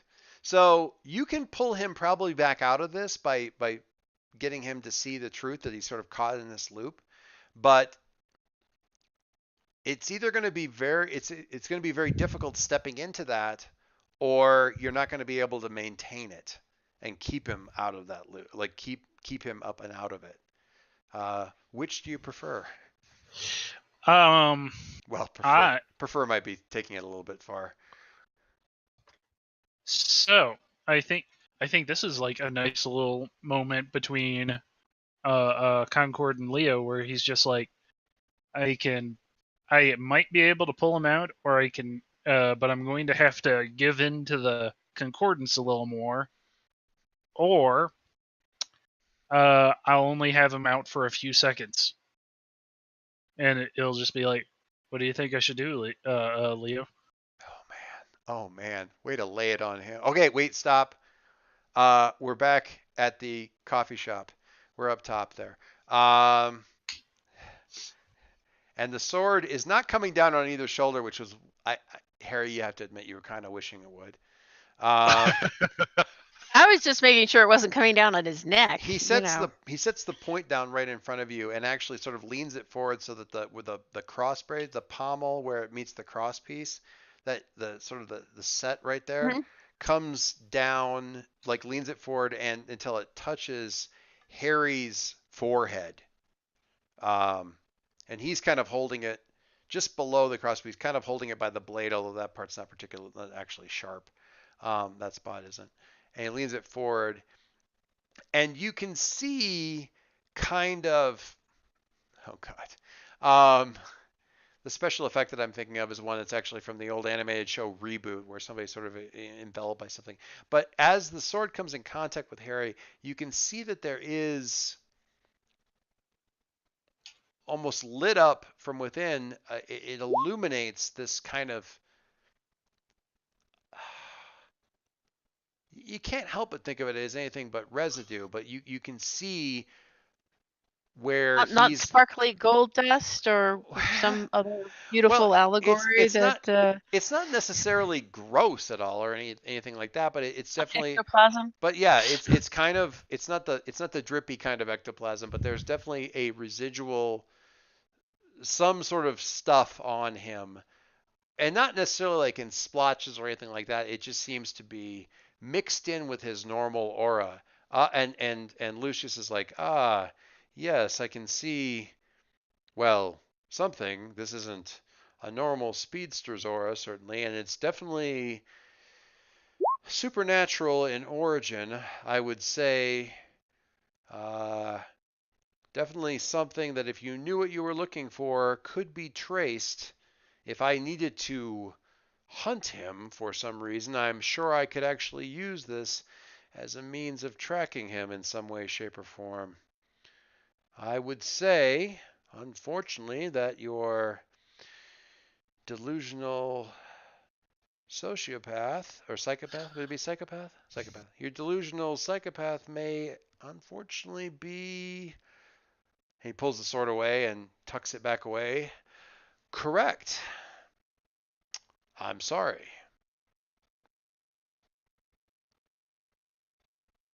Well,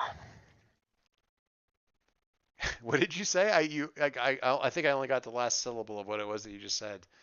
just said, well. Well, oh, I see. Well, Harry, that felt deeply weird. Kind of like, I don't know. You know when you have like a really really strong like peppermint, and then you like suck air into your mouth. You know what that feels? Yeah. Yeah. Imagine that for your whole body simultaneously. That's what having the sword touch you was kind of like. So that was a little wild. Chill. Yeah, chill.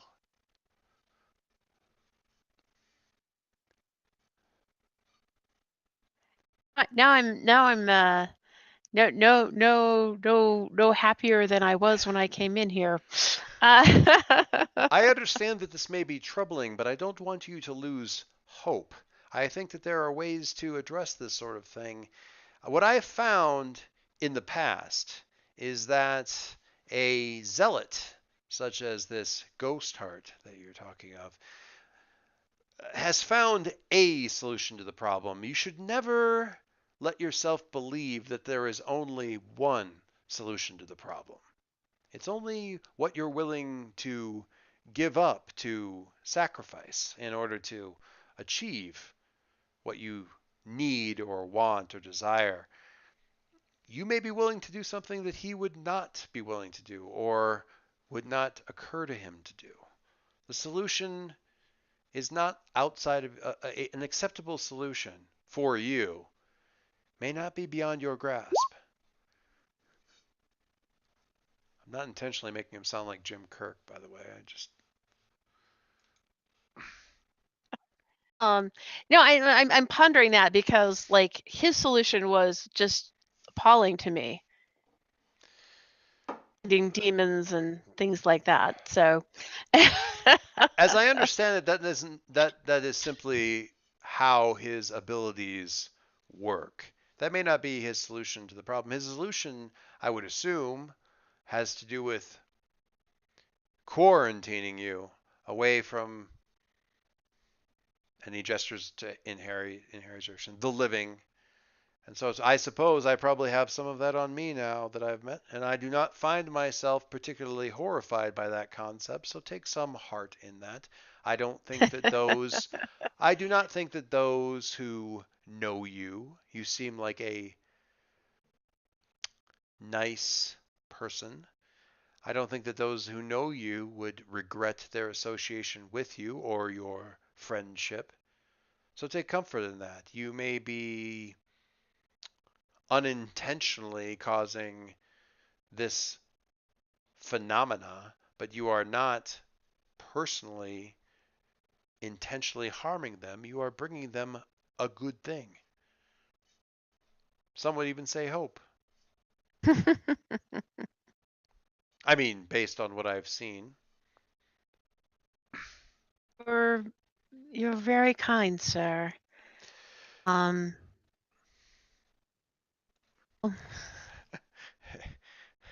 He just sort of nods. He doesn't I've he doesn't smile that you see, but he right. seems very he does seem blessed with a certain amount of gravitas. I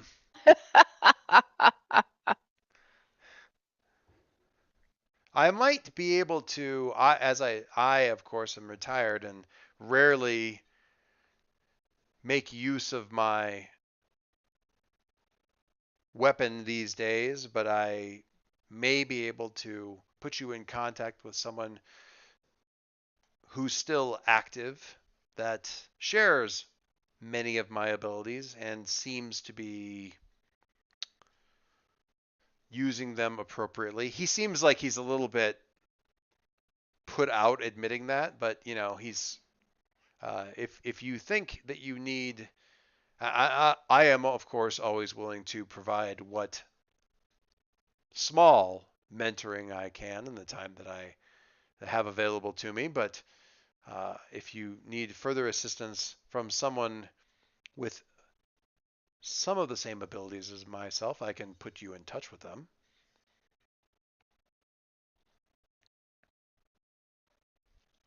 As long as you that as long as you don't tell my daughter, she would she would take it amiss. oh, It makes dinner time somewhat uncomfortable. I take it that your daughter wants you to enjoy your retirement. Also that. Yes, it is, I believe you say, sorry, it is, I believe Facebook would say, complicated. I think So, that to definitely need to find out more about what this is. Indeed. I would much rather approach it head on than in the dark. We're dark on Tuesdays. Very good. It seems as though you have a path forward. Don't give up. Don't lose hope. And remain confident in the fact that your personal See, Harry, that's how you're supposed to do it. remain See, and can you tape this and play it back to your dad? remain confident in your ability to do the right thing if you listen to your heart. And you,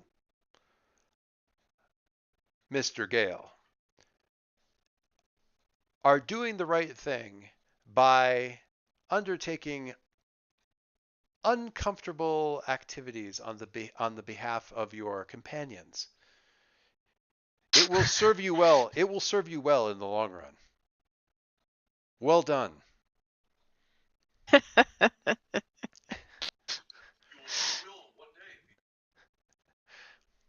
So he sort of gestures to the door, to the doorway or the stairwell, I guess, down, and walks you kind of walks you down and through the cafe or through the coffee shop out to the door. And at the door, he's like, please don't hesitate to visit again. It's always nice to meet someone from the younger generation. I apologize for becoming so emotional upstairs. Yeah, see, I can face that with the serious face and say, you are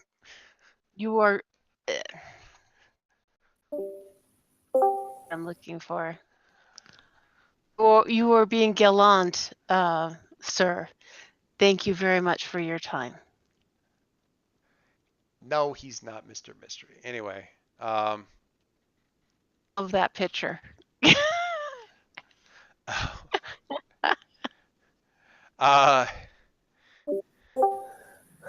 so is it?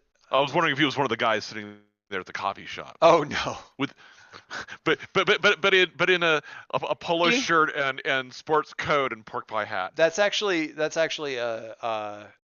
no. The guy I was picturing in my head was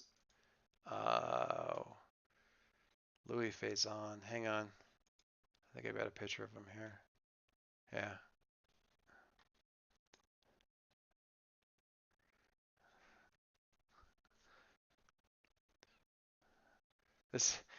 And that's partly just because, oh my God, that came through big. Anyway, I think that's just because, isn't he the dude? Yeah, he's in that's just because I've been rewatching parts of Luke Cage and he's in Luke Cage. So I just have it stuck in my head that it's Pop's barbershop, except it's not really.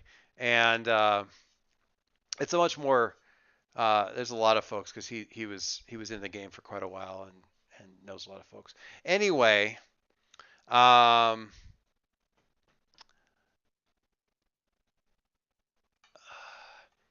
Lucius is actually going to shift your labels, but we'll talk about that here in just a second. Link. Mine or his?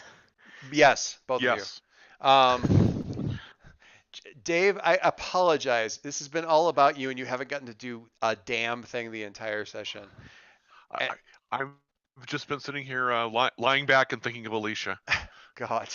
Oh, God. Link, Concord, get him up for a few seconds or really do something, but I got to kind of dive in deep.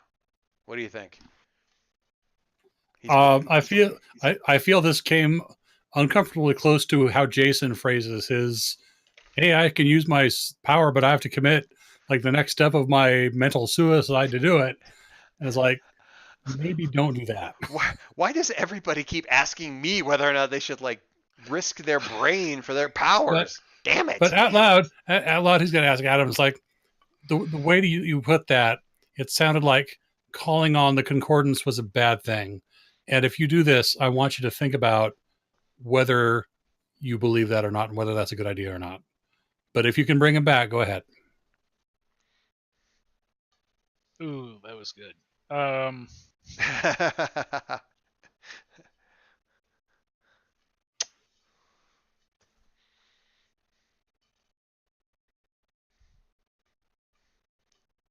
Yep, we're doing it. Okay. So I will check afraid. Okay. Have you I'm So, just going to have to talk afraid of your Adam down after this. okay, so you uh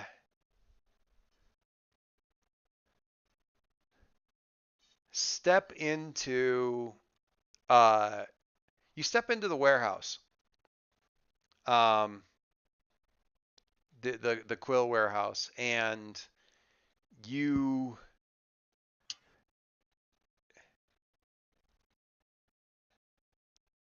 Joyce, I have a very clear image in mind. okay, tell me. You go. Do you mind? No, by all means, So, go.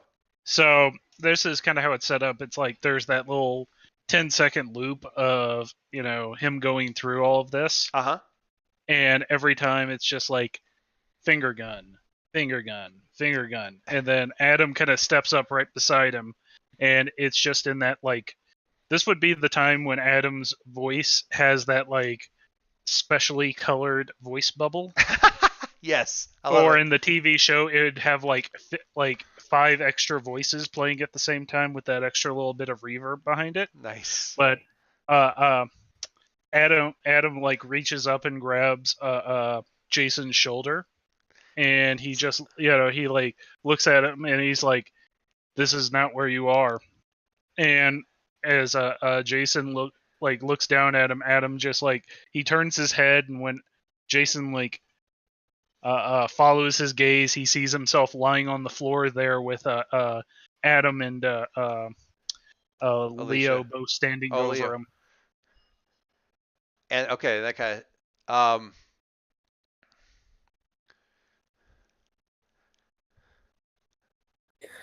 okay. Jason disappears out of the scene that you're like and your hand kind of drops down to your side. And you hear behind you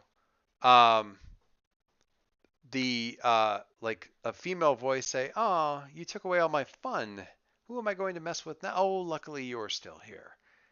Um, and you turn around and Alicia is standing there, like kind of in the warehouse space, but she's flat. She's two-dimensional, and she's like the sort of flickering paused screen of a video screen, but it's just her. She's not in the screen. She's standing there, like as sort of like cut out away from a video screen, but still kind of waving and stuff like that.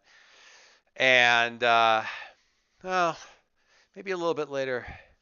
See you soon, kid. And then she finger guns, and when she does the little clicky thing, she disappears like she's like a old TV, like the remote shutting off an old TV. And then you kind of pop back out of that space. Oh man, can I get one little Yes, thing in by all there means. right Yes. before then? Yes. Like right before she says all that and has that, Uh-huh. I just kind of want there to be like that little part where like at the concordance as Adam. Uh-huh. Just like when she like, "Oh, you took away all my fun," he just kind of looks at her very unnaturally, and it's just like, it's just like in that same voice, it's like you are a falsehood, you are like or something like that. It's like, you are not real, And or no, you are a deception. There we go. and then she kind of she'll just before she does the little finger gun thing, which she'll give you kind of a little bit of a grin, a little bit of a raised eyebrow. Am I? And then she kind of goes and finger guns herself out. Right. So yeah, but I like that. The creepifying thing for you when you come back out of it is the voice and the concordance. You said the colored speech bubble. It's totally the multicolored watercolored speech bubble of Delirium from the Sandman comics. Oh yeah. Like it's Nice. all the colors, like, and they're not particularly comforting Oh, colors when Lord. seen together. All right. So Jason, you wake up. You're in the lab. Link is looking down at you. Purple. Oh my God. Alicia. In the warehouse. Adam. I saw you, and um, Alicia is in a small town in Pennsylvania. She has stolen the the EM pulsar device.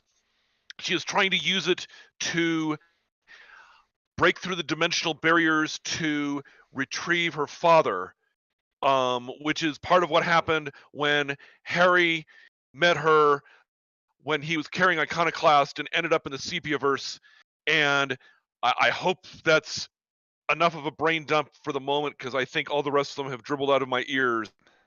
Um, Do any of you have do either of you have any leave? Nope. What day Concordance is only offers this? truth, not relief. Link, do you say anything? Bro, I just have one question for you, man. What were you smoking? Oh man, I wish that's what I was. That's all I'd been doing. All. I like that all.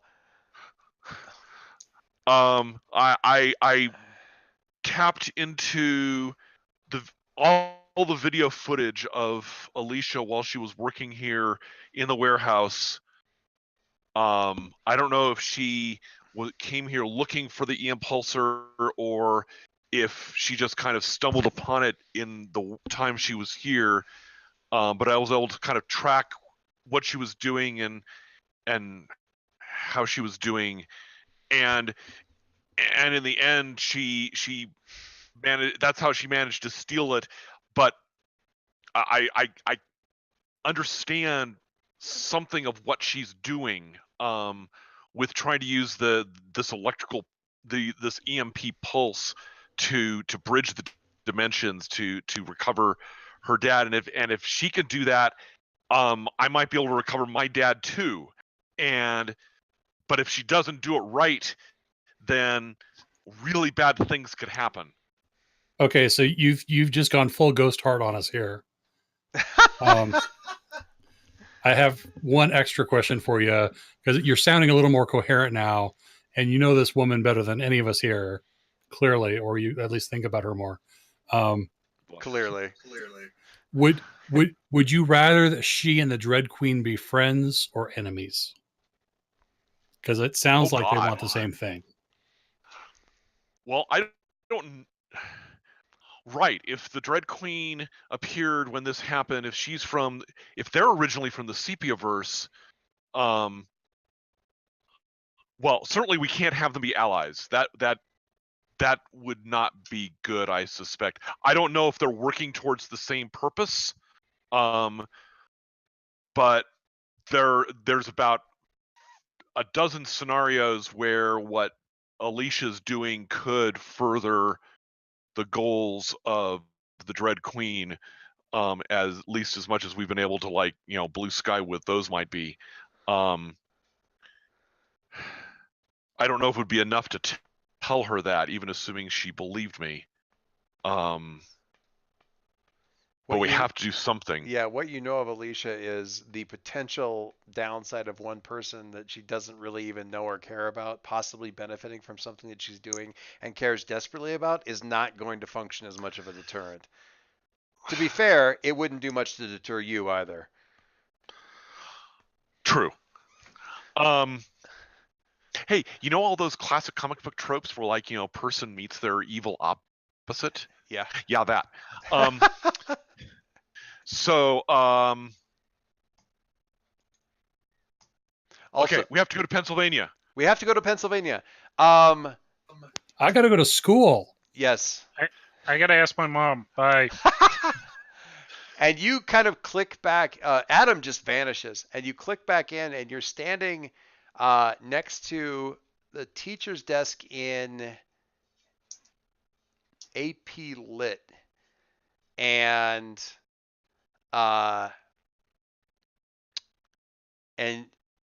you're standing there. You're holding a slip of paper in your hand, and the teacher's looking at you expectantly, and well, Mr. Amari, get walking.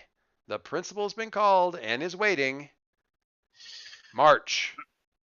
Oh poop. I just I pictured Adam coming back like Bill from the Bill and Ted movie. He's like, he's dead.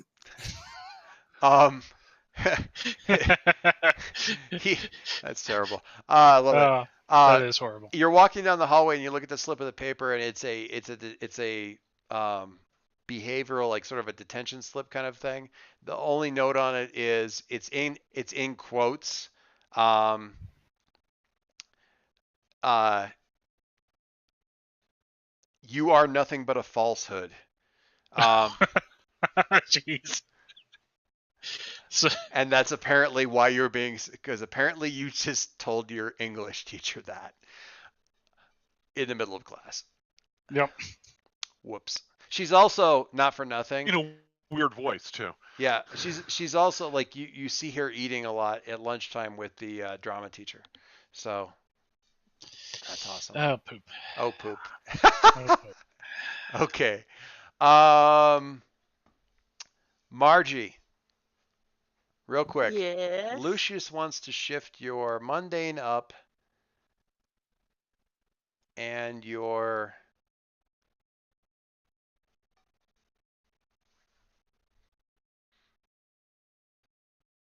hmm hmm hmm ah You oh, can't always it's so cede mean. the decision. I know. He wants to shift your mundane up and your danger down. Lovely. But your danger's already capped, which means if you go with it, But you I instead thought 3 was no negative or 3 up is the cap. -2 down is the cap. okay. Because if you go any further than that, in any direction, it means you can. The gist of it is you can, no matter how bad the penalties get, you can always get a 10, and you never are completely. It's never completely impossible 0. for you to fail, because you can always, if you get a no, it's well the -2 thing, but your positives never get high enough to completely push you to make it impossible for you to get a failure, because the most you can get total on a roll is like a +4. So you can either reject this to avoid picking up yet another condition, or you go with it and you end up taking a condition from nice Lucius. I'm sorry. There's gonna be a solution where like we talk to all our mentors at once and it's a total party kill. the entire, and I'm not intentionally going after the danger thing. It's just that when I think about what he said, that makes things to be the thing. Like, you're not a danger to other people. You're a good person with a good heart, and that's exactly what he wants to move. And your danger's already low. You wouldn't care whether people saw me as a freak or not. Yeah, it's not about the powers. It's about whether or not you're a risk to other people, and that's Let's the see danger. how bad I am. Are you gonna resist, or are you gonna? Well, why not? I mean, Oh yeah, no, that's true. take a penalty or take a penalty. I think I'll take a penalty and maybe get a point. There you go. You know. Get it. Go for it. Let's see what you got. So again, in this case, your roll, it's still the same. You roll with a -2. You go, ghoul friend. Hey, you got a 7. Still got a 7. Nice. Even with the -2. Ghoul friend. Bill, how long have you been waiting to say you go ghoul friend? Seriously. All my life. Oh. All right. On a 7 and 9, choose one. See, it's because he's such a nice guy. It is. On a 7 and 9, choose one. Clear a condition or mark potential by immediately acting to prove them wrong. Wait, you're rejecting. Shift one label up and one label down, your choice. You don't have to act to prove them wrong in this case. Or cancel their influence and take +1 forward against them, which, I don't know about that. Can I clear a thing? You can clear a condition, or you can choose to clear a condition, but you need to act in some way that's against what they were, like, that's proving them wrong. A second. But that might not be impossible, actually. What's one of the actions you can do to... What do you have for conditions right now? All of them. Afraid, insecure, hopeless. All right, I'm gonna go back over here to this other screen real quick, and we're just gonna drag the tags over here.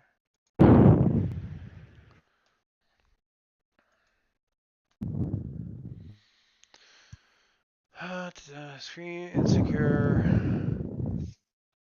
hopeless. We'll talk more about this. This is going to be. I'm gonna have to think about it. You have to think about I'm that thinking because of it. I think there might be a way you could kind of go for a double whammy on this and act in a way that's counter to what he was Kinda implying, thinking. and at the same time also be an action that you can take to clear a condition. It won't necessarily That's be where I healthy. was going. Yeah, it might not necessarily be healthy action, but like fling yourself into easy relief might be, finding Power Pony and going out on basically getting her to go truant for the day, for whatever it is that she should be doing, and spending yet more time with the people that you think you're endangering. To Pennsylvania, where there's no danger at all. Okay. And then real quick, Like the last one, yeah. This the take a foolhardy action without talking to your team might be a marvelous combination of showing him wrong. I mean, because a lot of what he was saying is, team based. Yes. Yeah. Yes. Okay. So we can ponder that. Yeah, Lucius is Harry. Lucius wants to shift your mundane up. He's all about the mundane. And shift down your superior. Because you're all heart. It isn't about you being better than everybody else. It isn't about you, being, it's about your heart, not your brain. So he wants to shift up your mundane and shift down your superior. You can go with that, or you can resist it. Resist what he's saying. What do you think?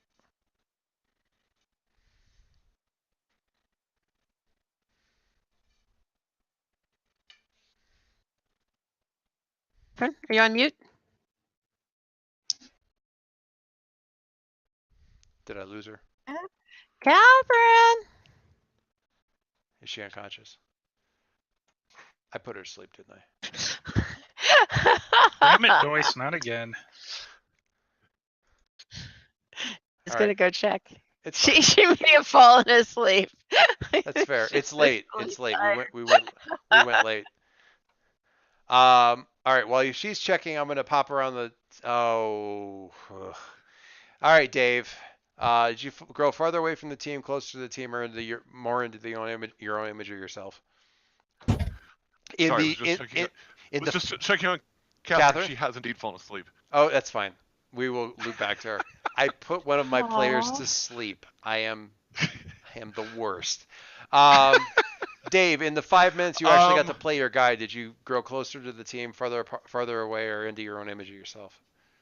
He grew closer to Leisha. He grew into his own image of himself by constantly replaying the image of himself on a permanent loop for 2.5 hours. Wow, that's actually an interesting question. I'm gonna actually though say, to the extent he's had any chance to think about it, he's grown closer to the team. I mean, Adam. Oh my God, he like popped into my head and broke me out of this loop that I was caught in. That's awesome. That's like really awesome.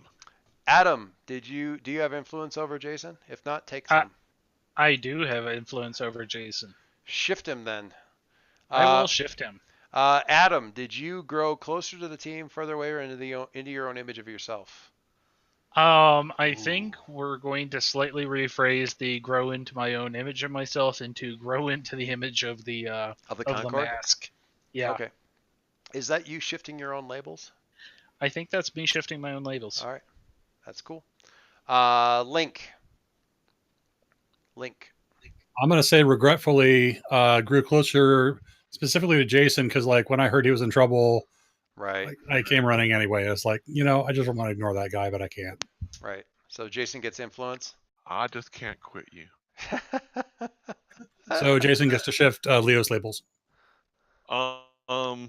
Or does Jason already have influence? I do not have influence over him. Jason? I gave it back to you. Oh, actually. that's right. Jason gave you Um, influence. Actually, Oh, yeah, you're right. we I should. have Yeah. I have a Anyway, go. question about that. Yes. Isn't he your rival? Yes. Can't he not lose influence over you? That's debatable. I consider it something that, as a player, I will make sure to keep giving him back influence if it should be taken away. But I don't just want to say like it can't be done. Yeah, I'm fine with that.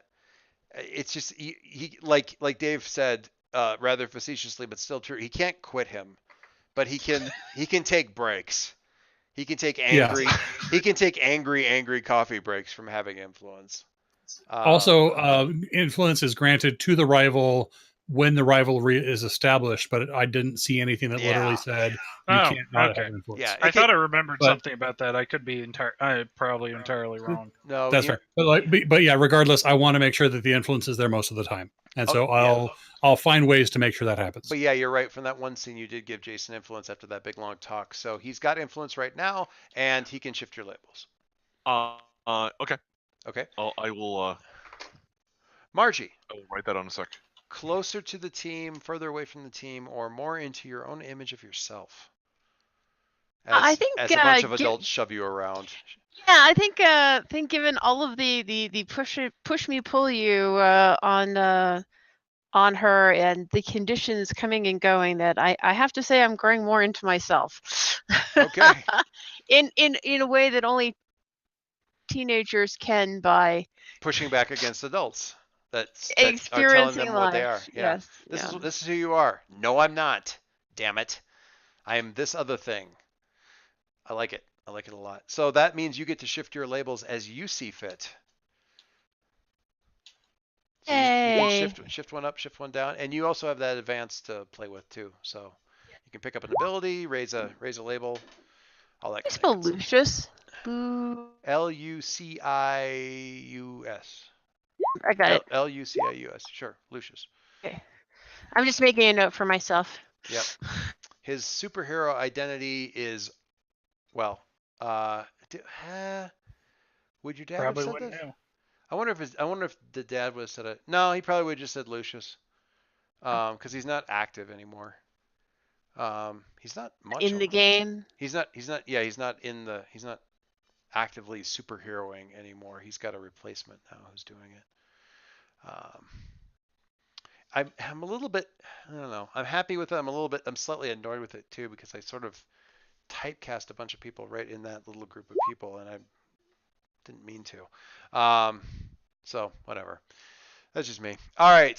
I think that's everything. Although I'll probably have to catch up with Catherine on a few things, because Lucius is gonna, as I said, push and pull, and we'll ask her about the other thing, all that kind of good stuff. And we have Pennsylvania, although we probably do have to go to school. Jason. Oh my God! Imagine how bad that would feel. Did I pursue my nemesis? Yes. Or rather, There's no way that couldn't have been. it was all your whole.